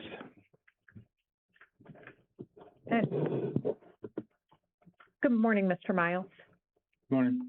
Can I have you introduce yourself to the jury? Tell them what you do for a living. My name is Sam Miles. I'm the operation manager for A1 Lawn and Landscaping. And how long have you done that work? I have been with A1 Lawn and Landscaping for 11 or 12 years. And what does A1 Lawn and Landscaping do? It sounds obvious, but tell the people, Sure. please. We do all facets of landscaping work, from mowing lawns, trimming trees and shrubs, plant bed maintenance. At any given time, we probably have between 7 and 9 landscaped, like tree, retaining wall, paver patios, that type of work, where we're doing hardscape installs. And then we have between 7 and 9 lawn maintenance crews on the ground, depending on the day of the week. Okay. And do you have a contract with the municipality to do some work in parks around Anchorage? We do. We do have, get a call occasionally from municipality, Anchorage Parks and Recs, to do garbage cleanup. Most of the time it's vacated homeless encampments. Okay. And were you doing that kind of work on August 10th, 2023? Yes. Okay. How big of a crew did you have out there? I believe it was a 3-man or 4-man crew. I don't think that particular project was very large. Okay. And it sounds like it was some camp abatement that was happening? Correct. Okay. And what does that process look like? So in this type of work, often we're assigned, sometimes I just get a pin dot, say, from Google Maps by text, say, hey, go to this place, clean up this area. Most of the times, we'll meet with one of the representatives for Parks and Rec. He will walk me through the woods and give us guidelines. And many times we literally say, okay, I want you to clean, or I will be told, clean from this tree to that tree over there, go that way until you get to a tree over there. And then when we schedule the work to bring the crew out, I'll do the same thing with the crew, from this tree to that tree over there, this area gets cleaned. I'm going to show you what's been marked and admitted as State's Exhibit 46. If the Alpine Apartments are at the bottom here at the corner of Alpenhorn and Brayton, do you recognize that area? I do. This gravel road that leads north from Alpenhorn, that gravel road would be the west perimeter. We were working in that treat area just to the east of that road. Okay, on the map as it's projected, could you stand up and just point to the jury to where you were working? So the work we were told to do is clean from this intersection here. This is a gravel road, and I believe we came up to roundabout here. We came over to just about to the edge of this field. So this kind of the trapezoid shape is where we were working. Okay. And on that day, did you observe any search crews from either the police department or the military in that area? I do not remember seeing anybody when we showed up. Okay. And this is the 10th. Did you find a trash can? We did, and the only reason why I remember it is because when I told you, when we bring the crews out, I have to walk the crews through the trees, okay, clean this area, clean that area. And it was the very first thing that we found. Okay. And what was the condition of that trash can? It was brand new, and we liked it, and we wanted it. Oh, I mean, you can do a lot of things with a garbage can in our industry. So I asked the guys to throw it on the back of the truck. We will find something to do with it later. Okay. And I'm going to show you what I have marked for identification as State's Exhibit 42. I've provided this to council.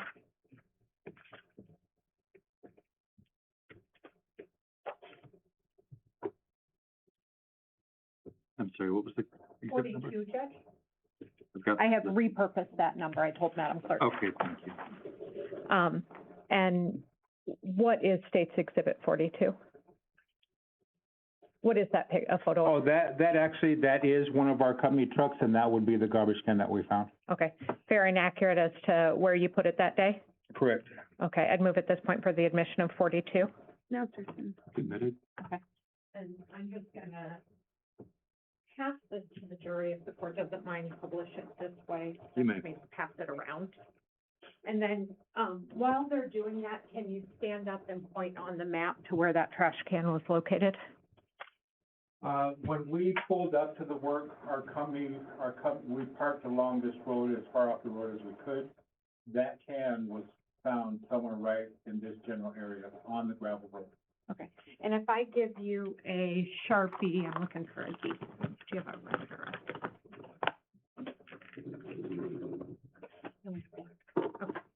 I'm gonna give you a black Sharpie. Can I have you just put your initials as to where that trash can was found on the exhibit itself?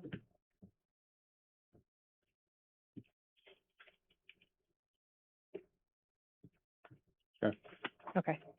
And I believe that that is all the questions that I have, Judge. May I publish that as well? Yes.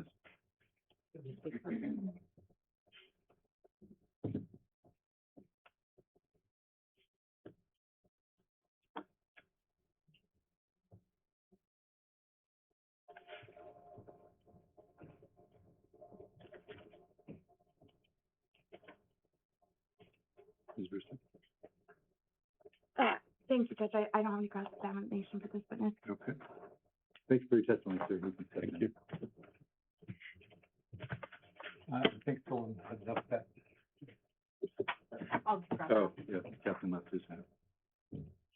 Thank you. Thank you.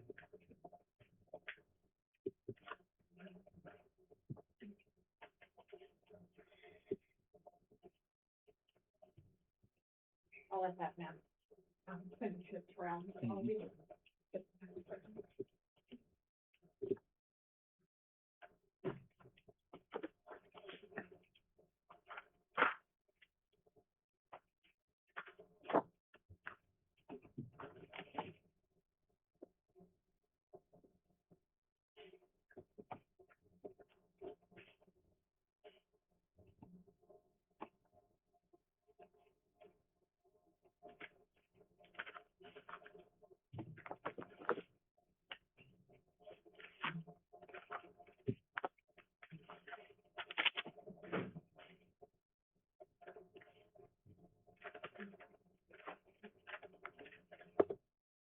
Sure, I know this is Ethan Penpack.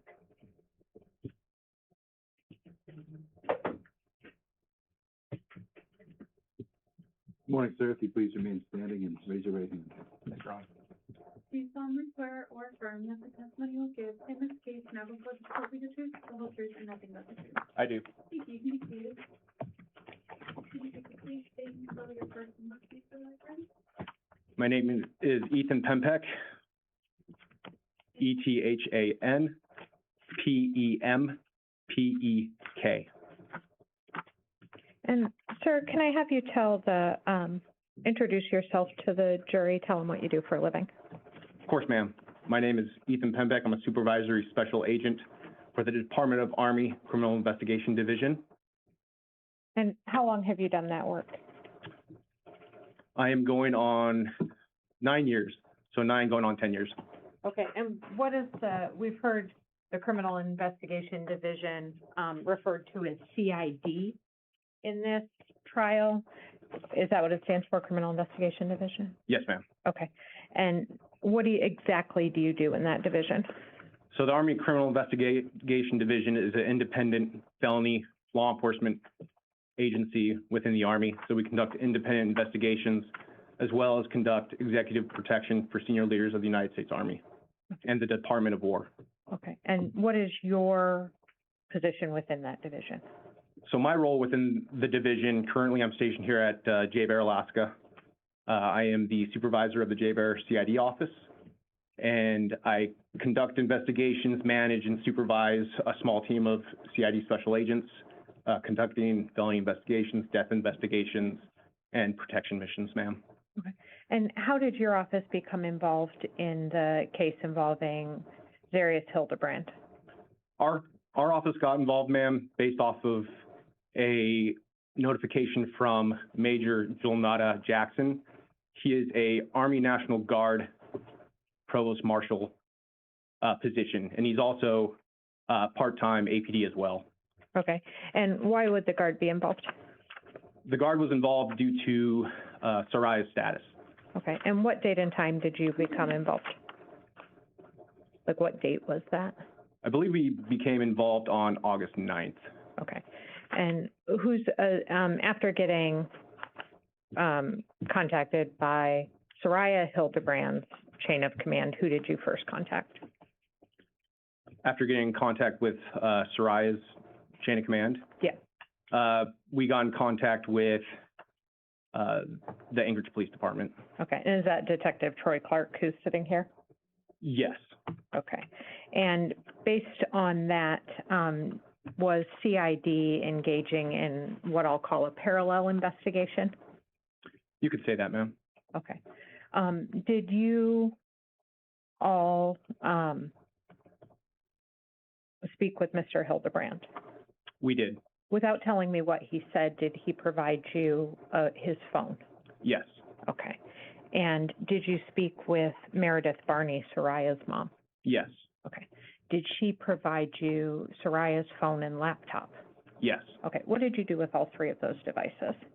With Zarrius's and Saria's cell phones, I conducted a digital forensic extraction of those devices, and then we triaged the laptop of Saria's and looked through it manually, ma'am. Okay. Now, as far as the Mr. Hildabrand's cell phone, you said you did an extraction. What does that mean? So a digital forensic extraction, it creates a copy of the contents and information that is on that device. Okay. Just to speak a little bit more on it, I am also a digital media collector, certified digital media collector for the Department of War. That's a separate specialization I have, and have conducted hundreds of cell phone and digital media extractions. Okay. And the phone from Mr. Hildabrand you got from his person and you knew to be his phone? Correct. Okay. And when you do, you have that certification, when you do an extraction, how do you verify that what you've taken off the phone is exactly what's on it? So there's a couple ways you can do it. You can do a hash value check. So what happens is the tool that we use, it conducts a hash value check of the copy that you get from the phone, and the hash value is essentially a digital serial number and digital fingerprint of that device. So it validates the copy that is in fact a copy of the device and nothing has changed. Okay. And did you do that in this case? Yes. Okay, so you know that the extraction that you had of Mr. Hildabrand's phone was a true and accurate copy of his phone, and without being altered in any way by you or anybody that used it, or anybody that did the extraction. That is correct. From the time that you plug the device into the tool, it conducts a hash value and then validates that hash value after the device is extracted. Okay, I want to ask you about a few things that you then observed on that phone. Did you go through the device at that point, or the copy of the device? Yes, ma'am. Okay. Do you put do anything with the original phone? What'd you do with its phone? So the original phone we ended up turning back into Zarrius, ma'am. Okay. And so you're working off the copy at that point? That's correct. Okay. When you looked at the copy, did you look at anything that might tell you whether the phone was moving on the night of August 6th or the early morning hours of August 6th? That is correct, ma'am. Okay. And what can you tell me about that? There was movement data on that phone from about midnight to about not quite 03 in the morning, but between 02:30 and 03 in the morning. There's an indication that the device was moving. Okay. And then when does movement begin again? Sometime past 08. Okay. And now, if the phone was set on a kitchen counter, he could be moving around, but that just indicates that the phone was on somebody's person or the phone itself was moving? That's correct, ma'am. Okay. Were there any incoming calls from Saria Barney? Incoming calls from Saria on what day, ma'am? On that day, August 6th? And would it refresh your recollection to look at your report? Yes, ma'am. Objection. You approach.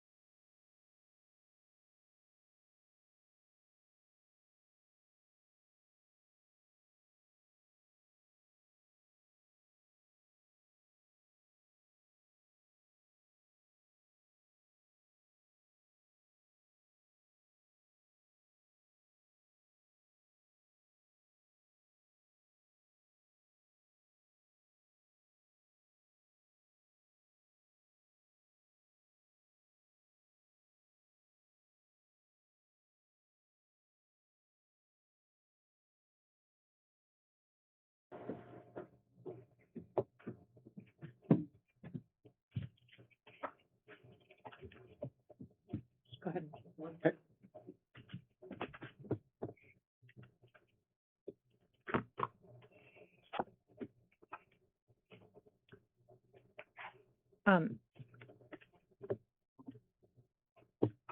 Were there on the 6th any phone calls from Miss Barney?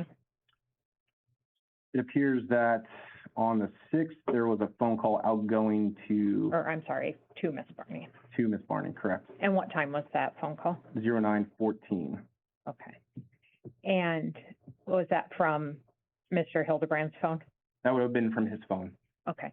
And did he conduct any searches that morning on his phone? Objection, may we approach? Yes.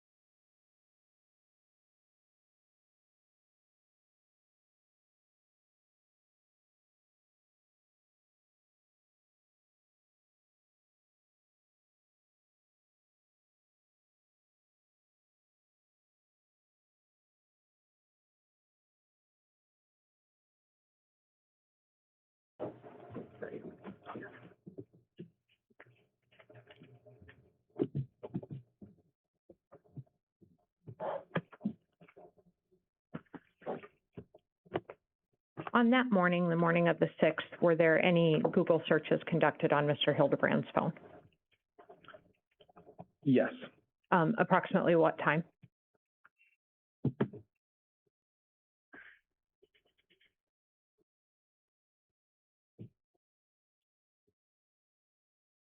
For location data, Right, go ahead.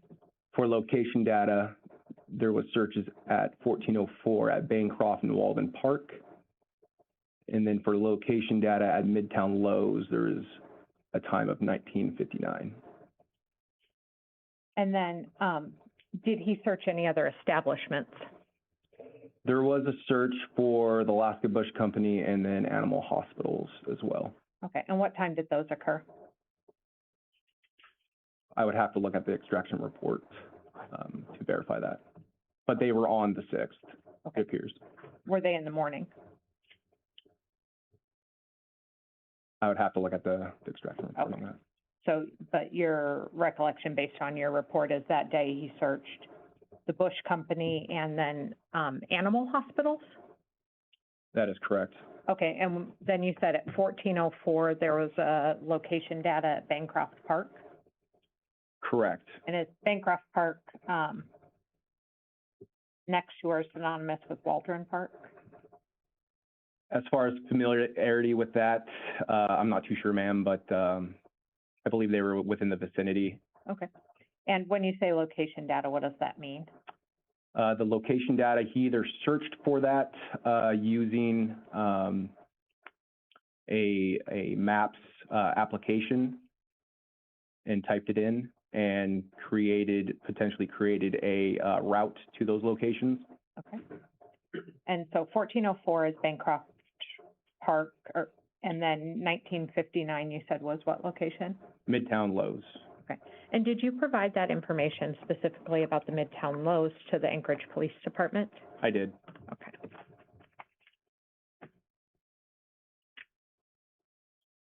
Is the search for Alaska Bush Company at 8:32 a.m. that morning?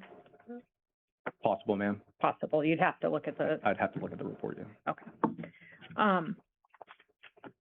In addition to providing that information about the search for Lowe's to the Anchorage Police Department, did you also provide the Celebrate report to them? I did. Okay. In its entirety? Yes. Okay. And would you expect that they would go through it with more of a fine-tooth comb? Right. Okay. And did you have a chance to interact with Mr. Hildabrand outside of his residence at all? No. Okay. Are you aware of whether there was a search that took place? Outside of his residence? Or in the area near his residence at Bancroft Park? No, we didn't. We did multiple searches in those areas, but we never ran into Mr. Hildebrand. Okay. Or you didn't? No. Okay. Did the Army assist in searching? The Army National Guard assisted, and our office also assisted, yes. Okay. And at some point did, you said initially you all were running sort of a parallel investigation. Did folks from your unit talk to people at the Bread and Brew? Yes. Did they interview Saria's mom? Yes. Okay. Did you go to Lowe's and Fred Meyer's? We went to Lowe's, ma'am, yes. Lowe's. At some point, did the Anchorage Police Department have sufficient evidence to take Mr. Hildebrand into custody? Section. But at some point, did the Anchorage Police Department tell you that they did not need your assistance anymore? Is that a fair way to say it? There was a point in time in the investigation where we, as soon as Ms. Hildebrand, or correction, Saria was found, at that point in time, the Anchorage Police Department had from there. Okay. Was there a service member that came forward later to CID, Toby Howery, that wanted to provide information? Toby Howery. Off the top of my head, ma'am, that name, I would have to look at the investigation. Okay, was Brent Davison an investigator that worked for you? Yes, he's the primary. Okay. And if somebody came forward later, would Mr. Davison have been the one to do that interview? That's correct. Okay. Overruled. I think that's all the questions that I have for you. Brewster?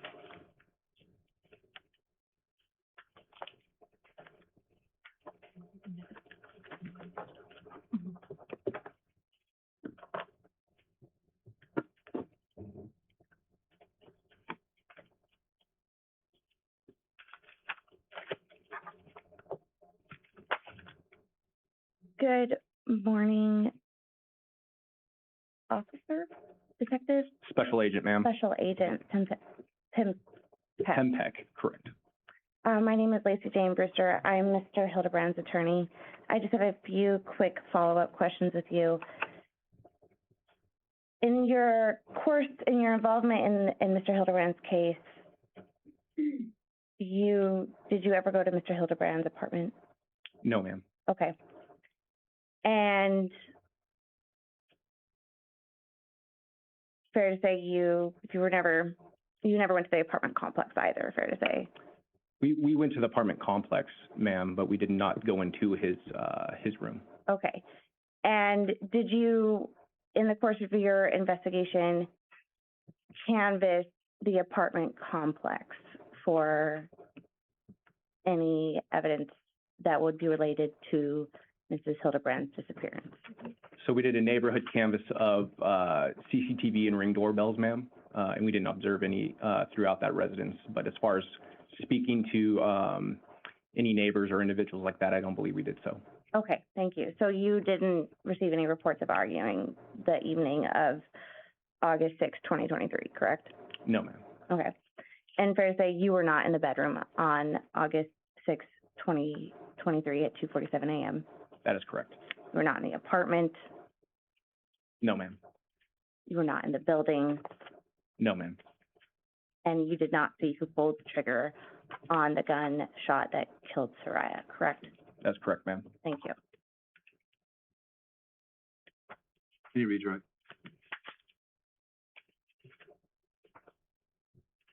Just briefly, when you say you canvassed the apartments, did you all look for video? We did, ma'am. And was that successful? No, ma'am. After we conducted the canvasses, we also spoke to the manager there, and he indicated that the cameras were not functioning. Objection. That's the only question I have. Right. Thank you. Please step down, sir. Thanks, sir.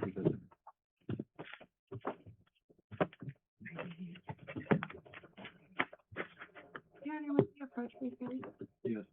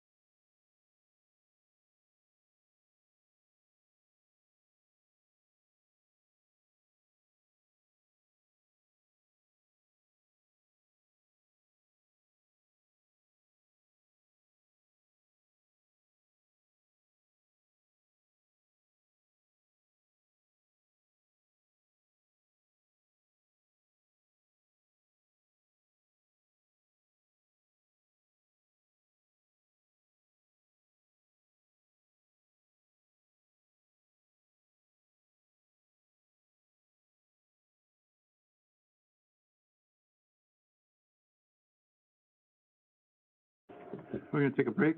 We'll have you folks back as soon as we're ready to start up again. It should be 15 minutes here. I do anticipate that this will be a fairly short break. Please don't discuss the case yet, and we'll have you back there in a few.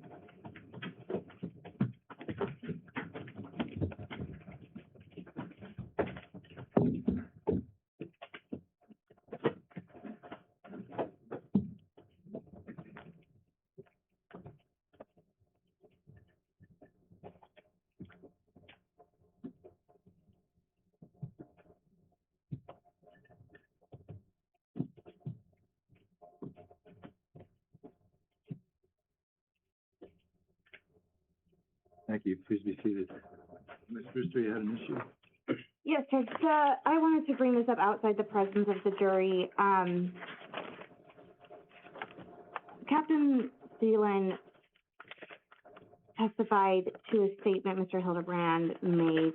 I don't believe it was recorded, and I have double-checked my paper discovery. I can tell the court that Captain Thielen's conversation with Detective Clark was documented in Detective Clark's police report. Detective Clark did not record that conversation. And I was not aware of the statement that Captain Thielen attributed to Mr. Hildebrand, that I think it would be cool to live that way, hanging out and doing drugs, essentially was something that Captain Thielen accredited to Mr. Hildebrand. This was unrecorded by Captain Thielen. I don't believe I had notice of it. Ms. Dunlop can correct me if my recollection of the record is wrong.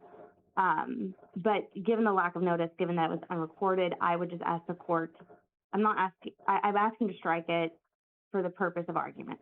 Thank you. I'm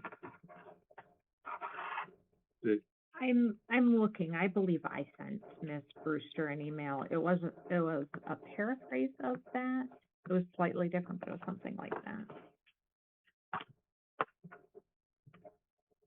After I met with Captain Sealand on the phone, I sent her an email on May 27th. In anticipation of trial, we met with the defendant's commanding officer from the military at the time, Captain Josh Thielen. We spoke with him telephonically today. He remembered two statements that the defendant had made that stuck out to him that I'm disclosing pursuant to Criminal Rule 16. First, he told us that while they were searching in the woods near the body recovery site, he questioned the defendant how he was doing through all of this and referenced their proximity to the homeless camps nearby. The defendant stated something to the effect of, I actually think they're kind of cool, referencing the camps, and that, quote, would be an awesome way to live, doing drugs or whatever you want outside. This statement stuck with Captain Thielen because the defendant seemed lighthearted and unconcerned, and it was made shortly after they had cleared the area where Saria's body was eventually recovered. And that was discovered when? That is correct. I'm May sorry. 27th. Okay. And just to note, sometimes witnesses take the stand. We don't know what they're going to say necessarily. No, I apologize, So you Judge. can't always predict. You're not going to have a script ahead of time for both sides. I did You not. understand that. And I understand that that's fine. All right, let's take a break then. 12:03, let's come back by 12:15. Does that give you folks enough time to get him down and back? Right. Mr. Hildebrand, do you need a break as well? Yes, Your Honor. Okay. All right, thank you all. Record.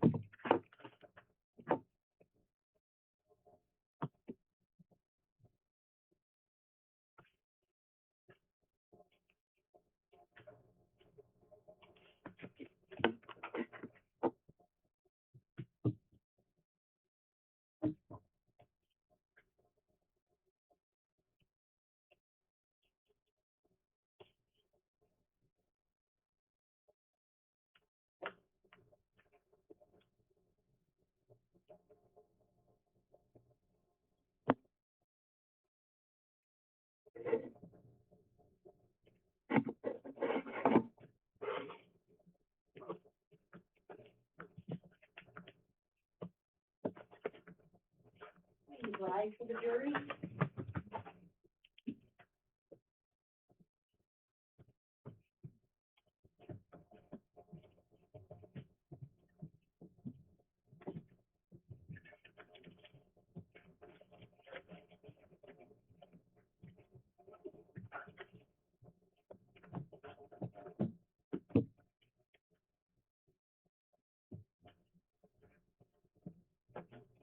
Thank you. Please be seated. So if you please stand and raise your right hand. Absolutely. And put. Do you solemnly swear or affirm that the testimony you give in this case now before this court is the truth, the whole truth, and nothing but the truth? Yes. Please, you can speak. And you can please state and spell your first and last name, Sergeant? My name is Toby Howery, spelled Tobyhowry.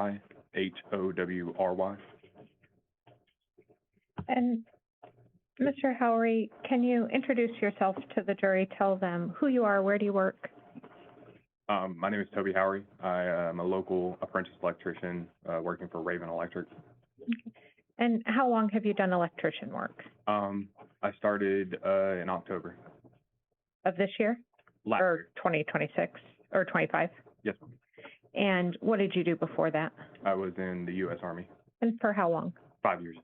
And where were you stationed? I was stationed here on J-Bear and down in Fort Drum, New York. And what years were you at J-Bear? The very beginning of 21 till about I think it was 2024, the beginning of 2024. And in 2023, did you have occasion to know Zarrius Hildabrand? Yes, I did. How did you know him? I was his team leader / sergeant. Okay, and what does that mean? For a bit there, I was his comrade in a military section or squad, and then later on I got promoted to sergeant, becoming a team leader, and then I was placed as a sergeant above Mr. Hildabrand. Okay. Did you know him very well? I would say yes. Okay. Did you know his wife? Yes. And did you spend time with them outside of work? Yes. Okay. Did you have observations about their relationship? Yes. What did you think about it? Or what observations did you make? They seemed happy. I didn't see any really issues, besides some things that were said. Normal relationship issues. I wouldn't make anything crazy. Okay. Nothing outside the norm? Mm. Okay. How did you find out when his wife had gone missing? It was that Monday morning of the week. Dalen Gates mentioned to me outside of the building 681 in the parking lot. Okay. And was Mr. Hildabrand at work that day? I don't recall. Okay. And if Mr. Gates mentioned to you at the morning, would it have been Monday or Tuesday? It would have been a Monday. Okay. How positive are you about that? Very. Okay. And, did you interact with Mr. Hildebrand that day? I think so, yes. I'm pretty sure. We Okay. had a, yes. In what context? I think we talked, and I think that's when the search party was going on that afternoon. Okay, so the day that the search party went on, that's the day that you talked to him? Yes, Where did you speak with him? outside in the parking lot, at the search party. Okay, did you assist in that search party? Yes, I did. Okay. What was your conversation with Mr. Hildebrand like? Just trying to comfort him, just saying we're gonna find her. It's gonna be, everything's gonna be okay, everything's gonna work out. We're gonna do what we can. Okay.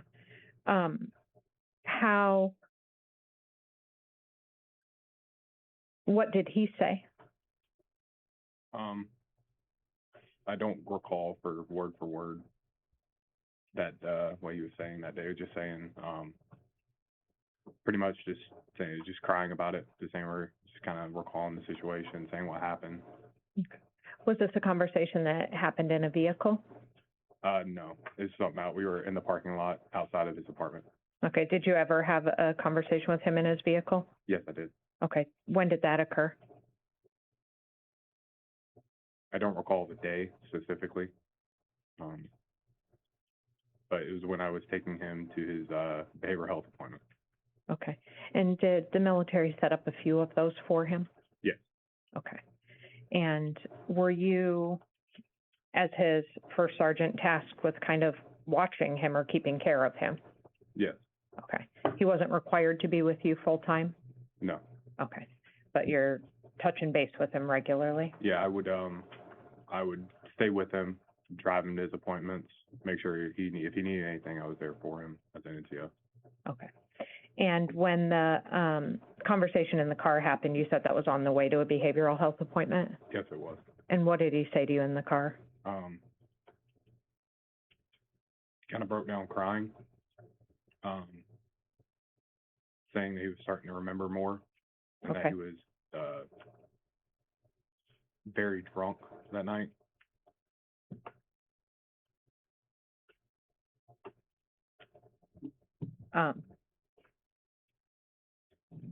Did he say about anything about what he had said to APD? Yes. What did he say? Pretty much that he's remembering more than what he told APD, and that he was just crying. Okay. Specifically, did he tell you he told some shit to APD and things are starting to come back to him now? Yes, ma'am. Okay, implying that what he had told APD wasn't the truth? Yeah, I wouldn't say the whole truth. Okay. And after he was taken into custody, did you have additional conversations or meetings with him? Yes. Okay. Did you, do you recall a meeting with him at the Anchorage jail along with another soldier, Roberts? Yes. Okay. And did that conversation cause you to go to your command and make a report? Yes. Okay. Can you tell the jury about that conversation? What was the setup like? It was me and Angel Roberts. We wanted to go see Hildabrand and just check up, see how he's doing since he was arrested. And we went there and we talked to him. Obviously trying not to talk about the case. And it was just kind of just trying to keep in touch, just trying to catch up as a just friendly thing. At the end, Angel Roberts was getting up, getting ready to leave, and I was saying my goodbyes to Mr. Hildabrand, and Roberts was gone, and the last thing he said was, I asked him if he wanted to say anything to anybody outside, and he said no, but I hope this thing isn't recording because I did what I did. And what was his demeanor like when he said that to you? It's kind of plain. It's kind of like just empty, I wouldn't say. Just kind of just staring, if you ever just stared at a wall, kind of like that. Did that demeanor ever change? when I look back, yes, because we would do this funny hand salute when we were both in the military together, and I did that when we were leaving, and I looked back and we were kind of like he was grinning. So He was grinning. yeah, yes, ma'am. Did that sit with you in a way? Yes. How so? It kind of bothered me. Not with with the grinning and everything like that. It just kind of didn't sit with me right.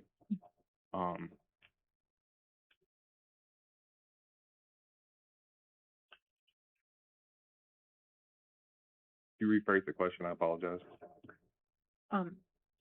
Did his facial expression and the words that he said, "I did what I did. I hope this isn't recording. I did what I did." Did that bother you enough to bring it to your command? Yes. Okay. And Mr. Howery, is this difficult for you? A little bit. Okay. You were close friends with Mr. Hildabrand? Yes. You continued to have a relationship with him even after he was taken into custody? Yes. Why is that? I don't hate him. But you thought that statement and that behavior was significant enough that you should tell somebody about it? Yeah. I don't hate him. I hate his sin. I'll say that. That's all that I have for you, sir.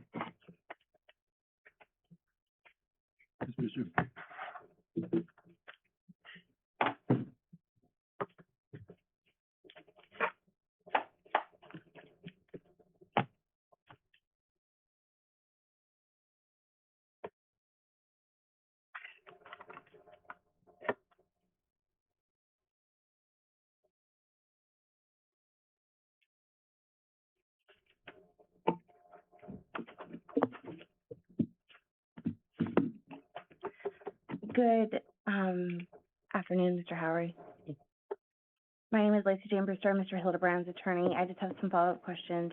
Absolutely. So you talked with Ms. Dunlop about a conversation that you had with Mr. Hildabrand starting, was it Wednesday after his 21st birthday in a car? I knew it was the following week after his 21st birthday. I don't recall the exact day. Okay. But you recall the day you found out that Saria went missing, correct? Yes.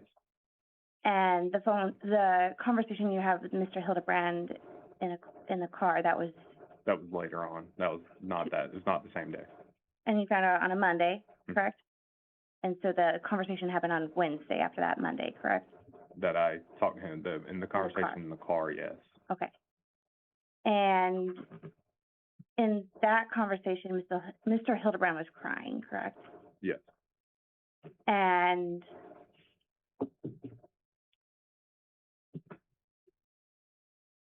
he told you he couldn't believe what happened, correct?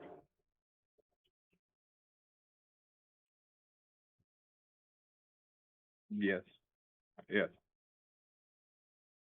And the exact statement he made to you was, "I'm not going to lie, I was plastered that night, but told some shit to APT, and things are starting to come back to me now." Correct? Yes. Come back and remember, yes. Okay. Did he say remember or come back? I don't recall. Okay.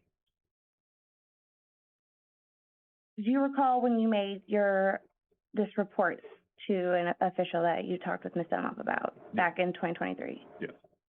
And would it refresh your recollection to see a summary of that report, of the report that you made? Yes. Okay.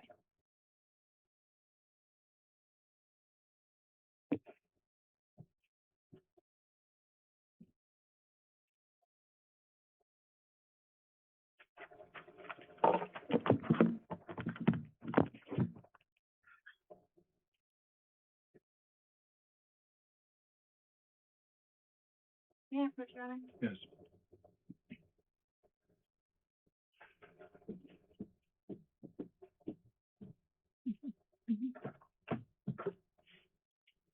I served you too.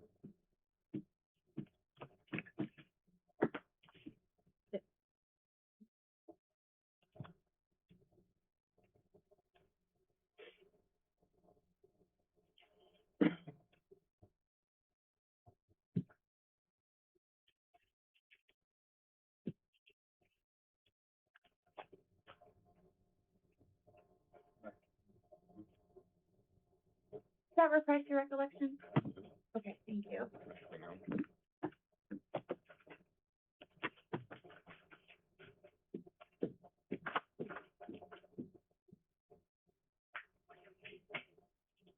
So, sir, having had the opportunity to refresh your recollection, was the exact statement that Mr. Hildabrand made to you was that things are starting to come back to me now?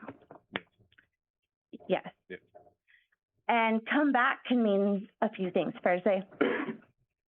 Come back, yes. It doesn't necessarily mean remember. Is that fair to say? Can you rephrase your question? Yes. Come back can mean, for example, something is coming back to haunt you as opposed to something is coming back to your memory. Fair to say? Those both seem the same to me in remembering. Okay.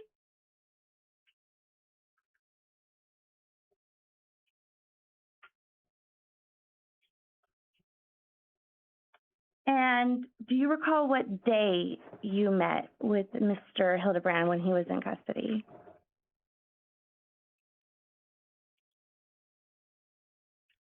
I don't recall the exact day. It was the following Friday. Okay. And do you recall, for example, what you were wearing that day? Yes. Okay. Do you recall what the person you were with was wearing? No. Okay. And how long did you speak with Mr. Hildabrand? An hour. An hour. Do you recall every word from that conversation? Not every single word, no. Okay. And what you recall is the statement, I did what I did. Yes. Okay. And no one else was there when he told you that, correct? Yes, because Roberts was walking away and the prisoner guard was coming to handcuff Mr. Hildabrand to go back to wherever he went, where he came from. Okay. And was this over the phone or was it? It was over the prison phone system, so it was like in person with glass, but they have phones on the left that you could talk. That's how you talk to them through the Okay. glass. Was he on the phone when he made the statement or was he off the phone? He was on the phone. And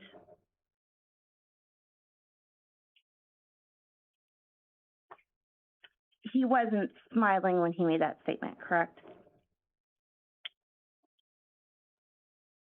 While I was making it, no. Thank you.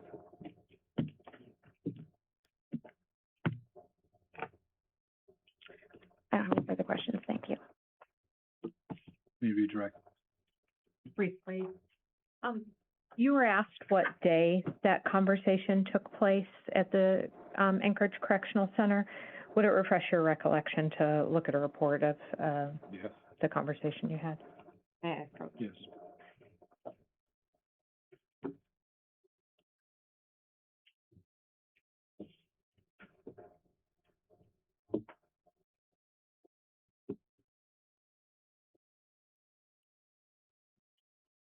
Does that refresh your recollection?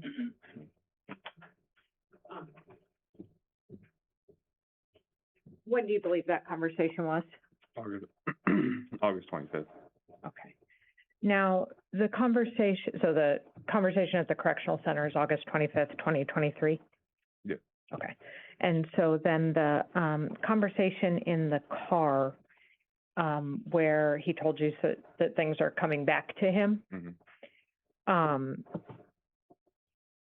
was that after he had already told you a different version of events? Can you restate the question? Let me say, had he already told you very clearly what the last time he saw Miss Hildabrand? Yes. Okay. And what did he tell you, the first time that he told you that Miss Hildabrand went missing? The first time she was missing, or first thing I was told was, she was going to work, and then that, the morning after the birthday party. Right. And she went missing. Okay. She was walking to work, and then she just went missing. Okay. Did he say if she had her phone with her? He said that, she didn't have her phone with her at all. Okay. So at the time he told you that initial story, he told it to you like he did know the details, not like he couldn't remember them, right? Okay. Yeah. That's all the questions I have. Thank you, sir. Please step down.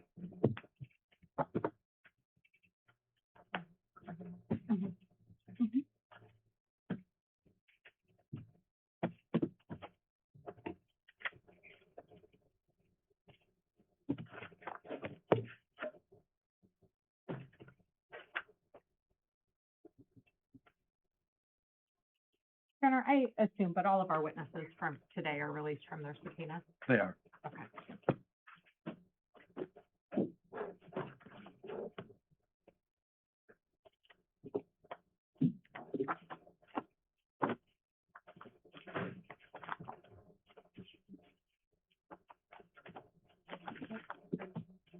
Thank you. And Your Honor, this is Ms. Veronica Corella.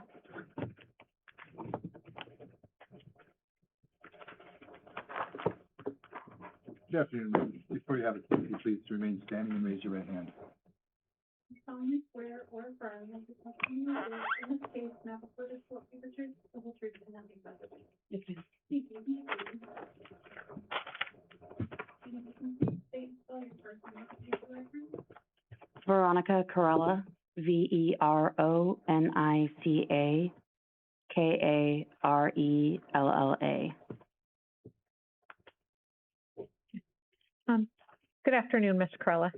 Good afternoon. I'm going to have you introduce yourself to the jury. Tell them who you are and where do you work. Hi, my name is Veronica Corella. I am the Asset Protection Manager for the Fred Meyer at 1000 East Northern Lights Boulevard. Okay. And how long have you worked at Fred Meyer's? Approximately 12 years. Okay. And how long have you been in asset protection? With Fred Meyer or in totality? First in total. For about 14 years. And how long with Fred Meyer? About 12 years. Okay. And what does the asset protection manager at Fred Meyer's do? My job is to train new hires, asset protection specialists to detect and apprehend shoplifters. My job is to detect and apprehend internal theft, as well as assist in shrink reduction throughout the store. So making sure that we are getting product properly rotated and out of the store before it expires, so that we're not selling expired product and we're not losing out on the product. I also assist in doing video review for cases where there's stolen credit cards that have been used or loyalty abuse, things like that. Okay. On August 9th, 2023, were you contacted by a detective, Jeff Elby, and asked to do some digging related to this case? Yes, ma'am. Okay. On August 9th, what information did Detective Elby provide you? Detective Elby requested data regarding loyalty cards for an adult male named Zarrius Hildabrand and an adult female with the same last name. Okay. That's fine. And how do you go about looking up that information for him? So I would use Customer Account Manager to look up the name first, and that would give me the loyalty data card information, so the number, and then I would use our system. At the time, I believe it would have been APRIS, and I would put those numbers into APRIS, and it would show me any transaction data related to that. Doing that search on behalf of Detective Elby, did you come up with 3 transactions that Mr. Hildebrand's loyalty card had effectuated on August 6th, 2023? Yes, ma'am. Okay.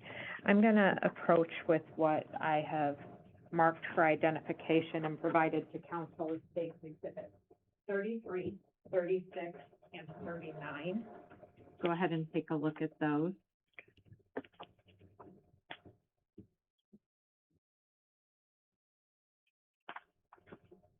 Are those the, transactions that you were able to pull up related to Mr. Hildebrand's loyalty card? Yes, ma'am. Okay, and are they true and accurate copies of what you provided to Detective Helby and came out of your system as, being effectuated by Mr. Hildebrand? Yes, ma'am. Okay, I'd move at this point for the admission of States Exhibit 33, 36, and 39.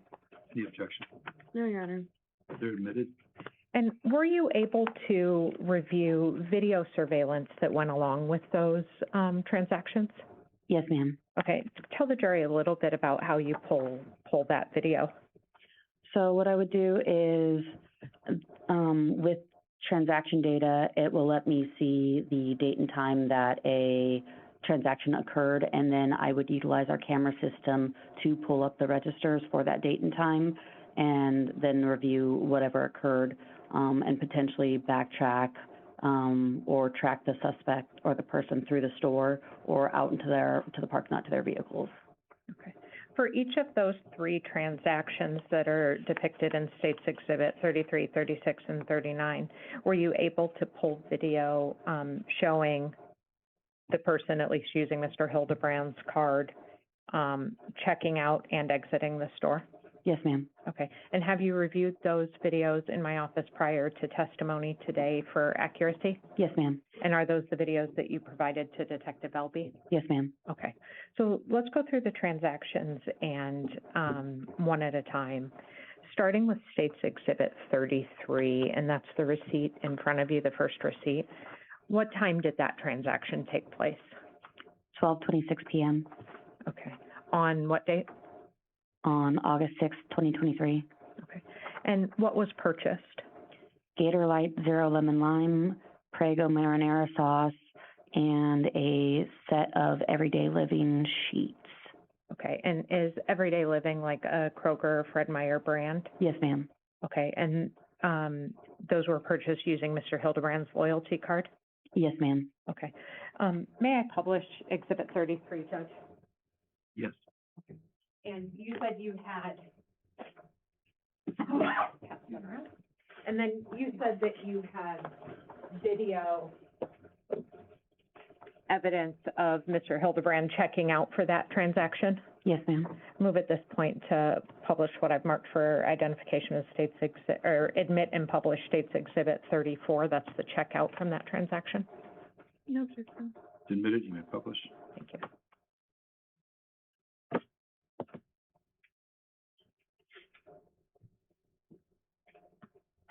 And where's the checkout video located? Where's the video camera located for the checkout? So for that video system, it was located with an angle down over the SCO units. It's dependent on the register. If it's a check lane register, it would be top down over the cashier portion. But for the SCO units, self-checkout units, it would be kind of angled down, looking and capturing the entire bank. Okay. And so if you look behind you at 12:26 p.m., is that the register bank? Yes, ma'am. Okay. Go ahead and hit play, Ms. Hurley.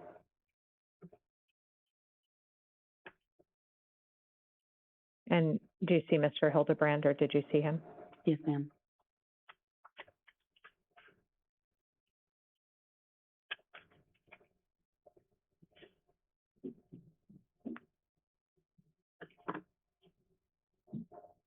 Is that him there? Yes, ma'am. That's the Gator Light that he just scanned right there. And are those the sheets? Yes, ma'am.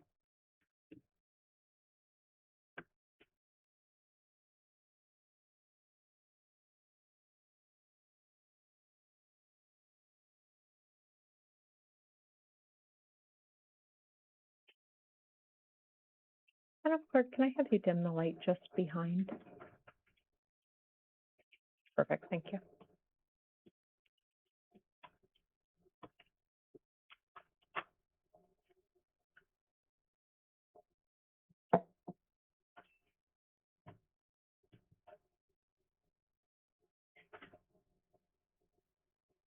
And in the bottom left-hand corner of that exhibit, is there a time and date stamp? We're covering it now, but if you hit play again, it'll show.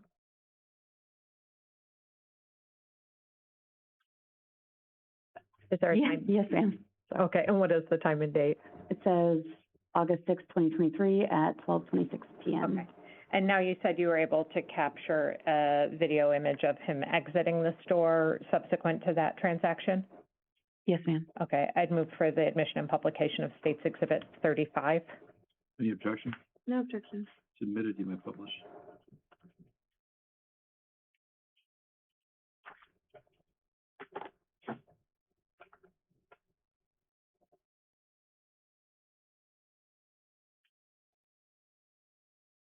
And again, is there a time and date stamp on that? Yes, ma'am. Looks like August 2023 at 12:29 PM. Okay. And here, if we slow down, I'll have Ms. Hurley continue playing it, not slow it down, but continue playing. Is that Mr. Hildebrand? Yes, ma'am. Or the person using his loyalty card? All right, now the next receipt that you should have in front of you is State's Exhibit 36. Yes, ma'am. What time did that transaction occur? 18:12 PM or 6:12 PM on August 2023. Okay, so about, so several hours later. Yes, ma'am. And what was purchased on that receipt? Kroger hydrogen peroxide, looks like Old Spice Wilderness Lavender, which is most likely a deodorant, and the Spray Co. all-purpose sprayer, as well as Q-tip cotton swabs. Okay, and an all-purpose sprayer at price point of $249, is that like a spray bottle? Yes, ma'am. Okay. And then you said you had, may I publish that receipt, Judge? Yes.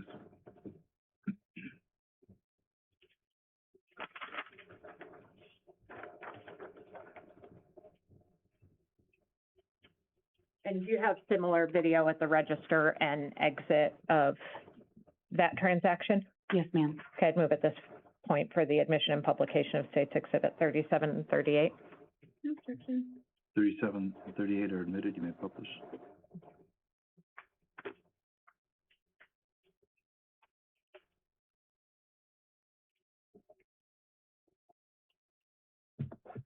Can you see Mr. Hildebrand there on the screen walking? Yes, ma'am. Okay.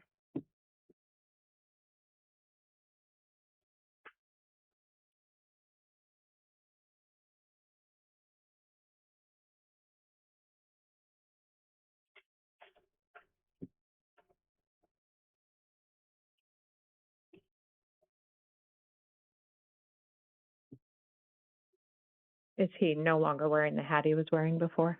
Correct. Okay, and has he changed into long pants as opposed to the shorts he was wearing before? Correct.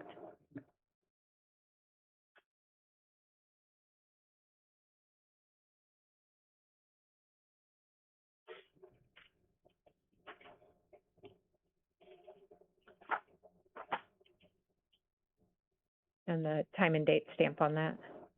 August 2023 at 18:13 or 6:13 PM.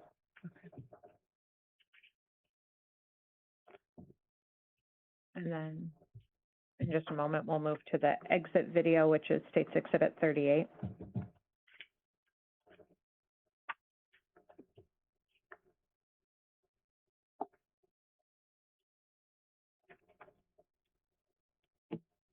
I'm going to have Ms. Hurley play that one more time just because it goes very quickly.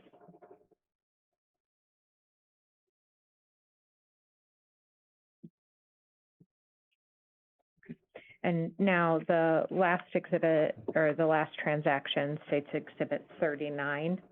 What time did that transaction take place? 2200 or 10 PM. Okay. On August 2023. And what was purchased on that date and time? A Red Bull Yellow Edition as well as a mattress pad. Okay. And what was the grand total of that transaction? 42. The subtotal was 5288, and then after loyalty discounts, it was 4268. May I publish it? Yes.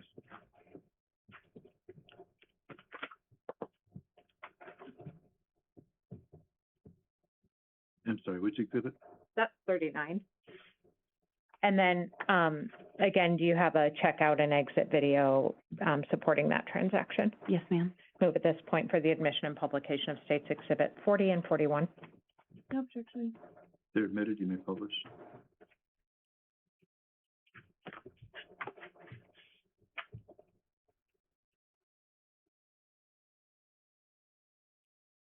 Is that Mr. Hildebrand with the white square mattress pad in his hand? Yes, ma'am. So the far register on the right. Yes, ma'am. And at this time, does he have a long sleeve shirt as compared to the short sleeve shirt earlier? No, ma'am, that's a, Or I'm sorry, he has a short sleeve shirt as compared to the earlier long sleeve? yes, ma'am. And the date and time on that?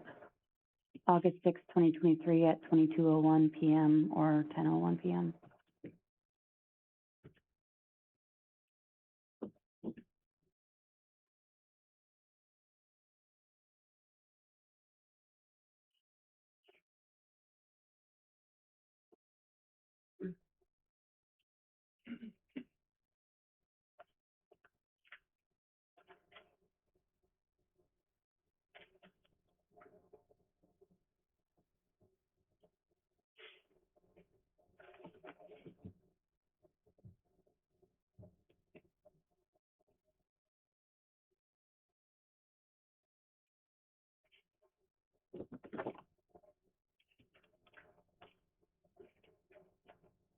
Did that item appear to have a special security tag on it? Yes, ma'am, it would be an EAS tag and it would be through the zipper, so they would have used it as a coupler to remove it. Okay, and it looks like that was taken off by an asset, or by a register clerk? Yes, ma'am. Okay. And then the final exhibit states Exhibit 41 is that exit video?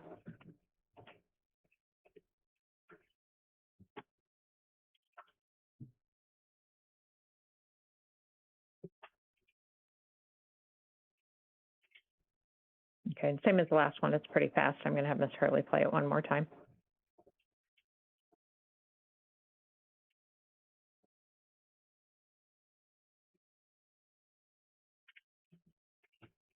That's all the questions I have for you, ma'am. Thank you. Thank you. Still nothing, or excuse me, Ms. Brewster, any questions? Thank you, Your Honor. I don't have any questions for this, All right. this witness. Thank you, ma'am. Thank you, sir.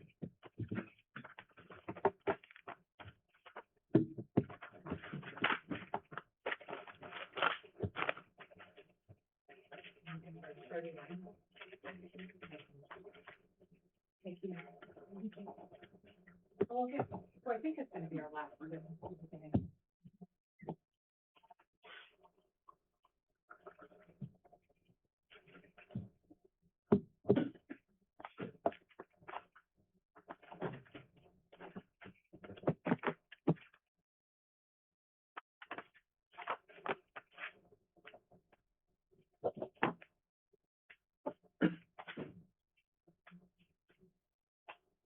Your Honor, this is Emmanuel Miller.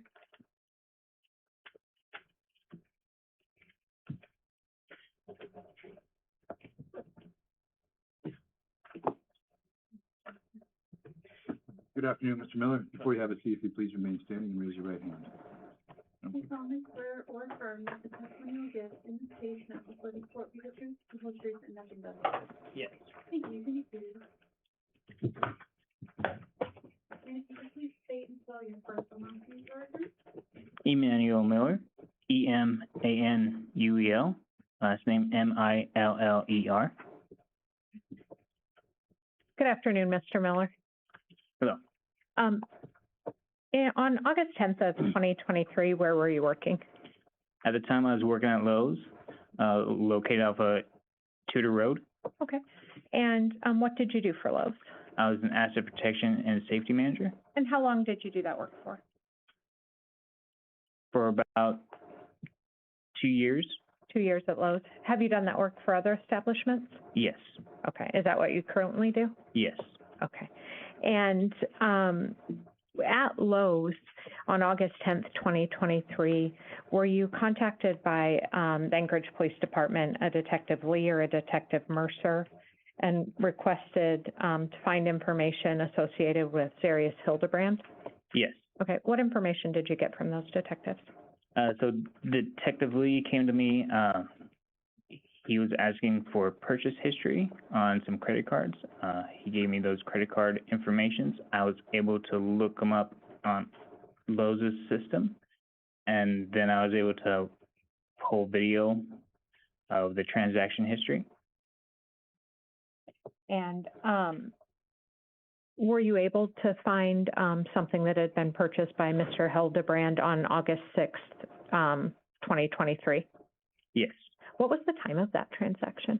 It was around 2010 hours, I believe. Okay, and non-military time, what is that? 8 o'clock, 8:10. Okay, and what was purchased? A 96-gallon trash can. Okay, and did you provide video to Detective Lee? Yes.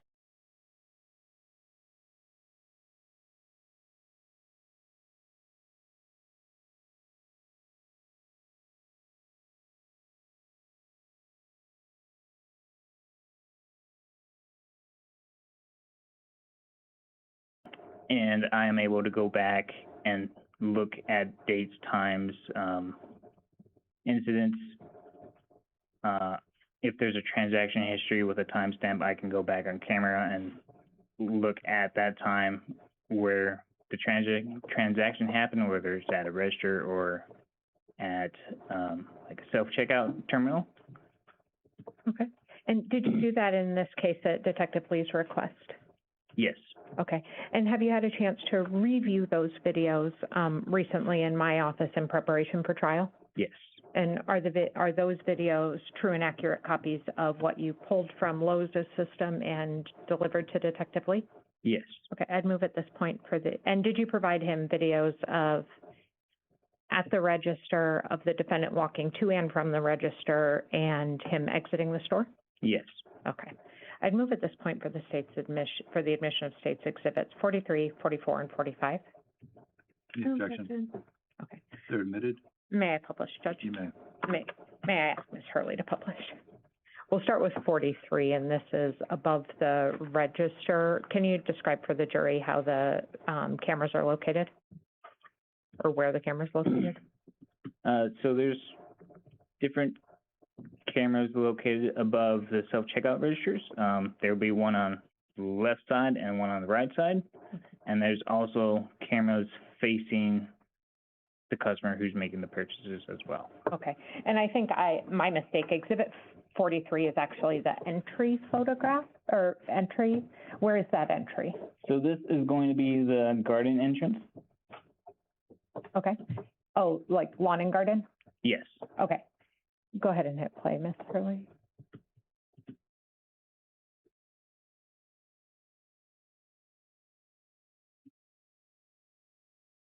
And is that Mr. Hildabrand? Yes. Okay. And then let's go to exhibit 44, which is the checkout, and you've described where that is. Yes.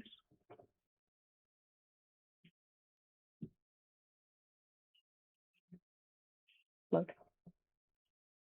That is not Mr. Hildabrand, is it? Oh, No. It's the right video, though. I'm gonna start from the beginning. Okay.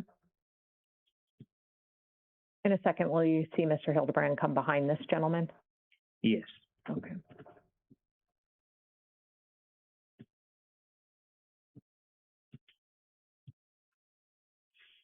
And is that him coming up behind? Yes. Okay.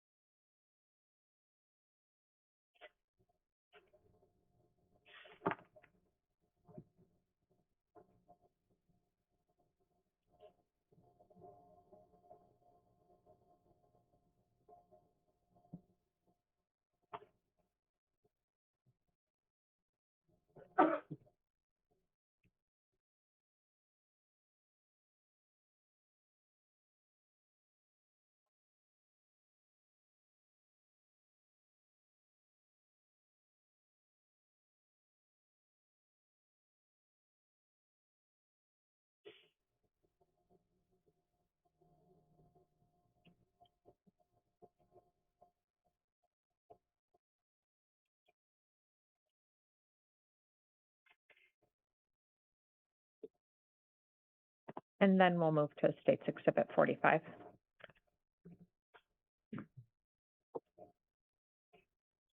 Is this the same entrance that he came in? Yes, Okay, so now you see him from the rear? Is that, yes. okay, go ahead.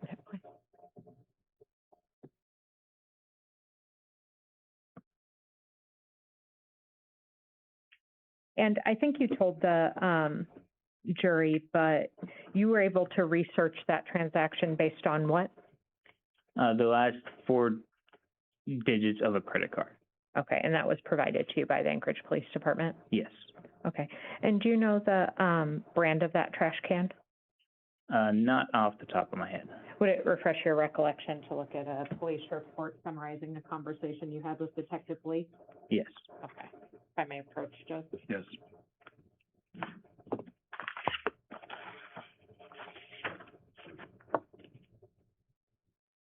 Go ahead and then read that to yourself and tell me if it refreshes your recollection. Yes. Did that refresh your recollection? Yes. What was the brand on that trash can? Toter? And did you also take Detective Lee to where that trash can was sold in the store, the aisle? Yes. Okay. And does that aisle also contain mop buckets? Or did In it the at the general area, yes, I believe the mop bucket is, if I remember correctly, it's like another aisle down. Okay. Was there a mop bucket in that area that piqued Detective Lee's interest? Yes. Okay. That's all the questions I have for you.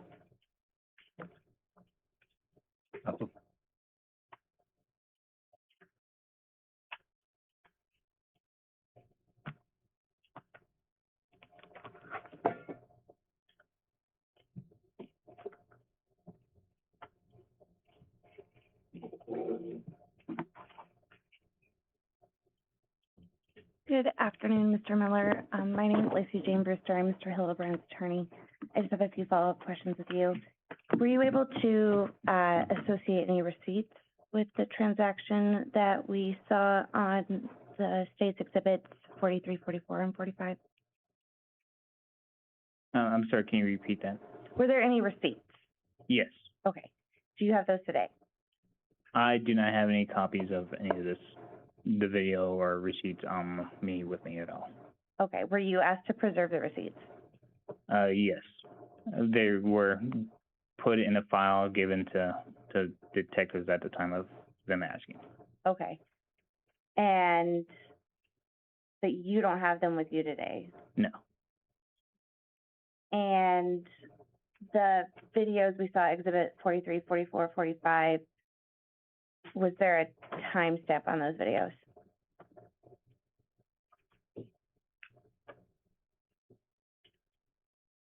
I would have to watch the videos again. Every system is different. I currently work for Nordstrom Rack, and their system is different as well.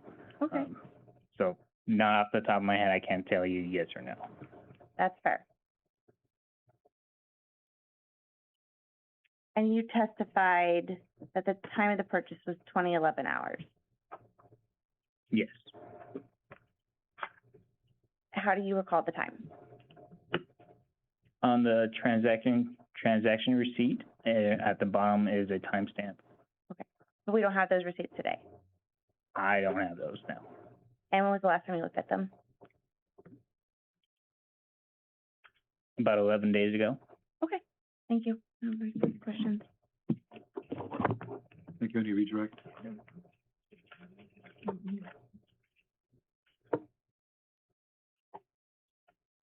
You didn't review a receipt when you met with me, did you? No. Okay. So how did you review them, or did you?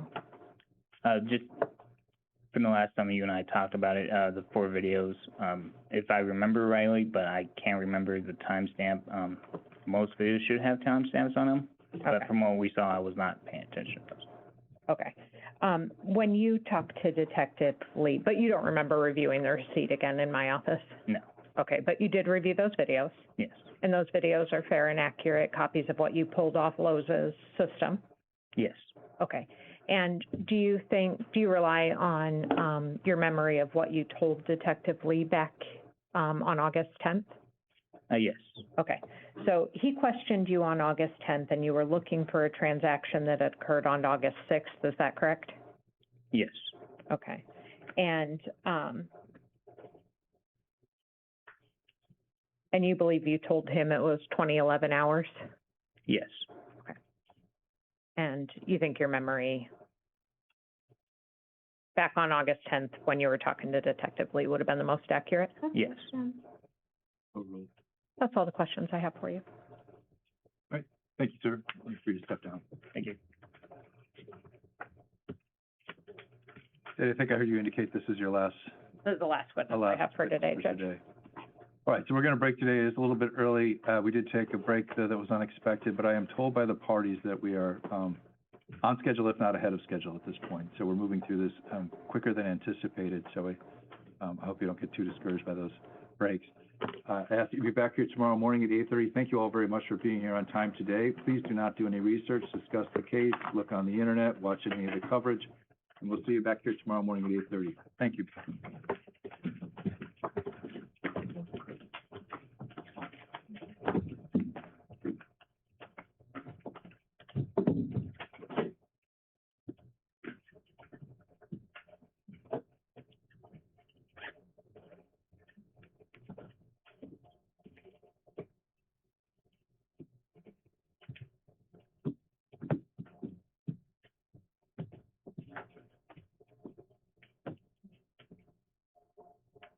Thank you. Please be seated. Anything to stick up? If we have 15 minutes, I'm happy to talk about the crime scene exhibits for tomorrow. You haven't had a chance to look at them, have you? No, Your Honor. Okay. I mean, I've seen them in I've I seen understand, but the Discovery. particular batch that's been identified to be presented tomorrow, you haven't had a chance. I know you've received all of the photos. I imagine there are hundreds and hundreds. So the ones that were picked out, presented to you this morning, you haven't had a chance to review those and take a position on them, correct? That is correct. I don't imagine, well, I don't know for certain, but I don't imagine there's going to be anything terribly controversial in there. And that we're going to have to spend a lot of time making decisions on that, but I want to give you the time to look through those photos and decide if there are any that you find objectionable. Is there a possibility that folks could be here by 8:15 tomorrow? Absolutely. Do you think? I think that should be, yes. That's not a very confident yes. Is there any chance you had time at, say, 4 o'clock today? That way, if we do have to take things out, we can do it? Sure, you can get me at 4 o'clock after I've been on the bench with no break until I start now at 1:45 again, and I will be on the bench until 4 o'clock. That 8:15 is fine? You can get me at first thing in the morning or last thing of the day. Doesn't matter to me. I know Ms. Brewster has an opinion about me at 4 o'clock, but. I don't have an opinion about either. My preference is just for the end of the day in the event that we are asked to remove something. Tomorrow will go smoother if that happens. Do you think you'll have time between now and the end of the day to take a look at those? Yes, Judge, I just would prefer to meet at 8:15 due to a standing appointment I have at 4:30. All right, well, if I remember, let me look at I don't think I have a very large calendar for arraignments today. There are a number of bails on, and you never really know. It's hard to predict how those are going to go. But as far as the Monday calendar goes, this is pretty small. If we come back here at 3:30, I'd appreciate it. does that give you enough time to get your appointment? I think it should, Judge. Okay. Thank you. And if we need to finish something up tomorrow morning, we can do that at that point as well. Thank you. Thank you, I appreciate it. Anything else? Your Honor, do we need to keep the defendant here, or is he waiting to try these for that hearing at 3:30? That, good, thank you.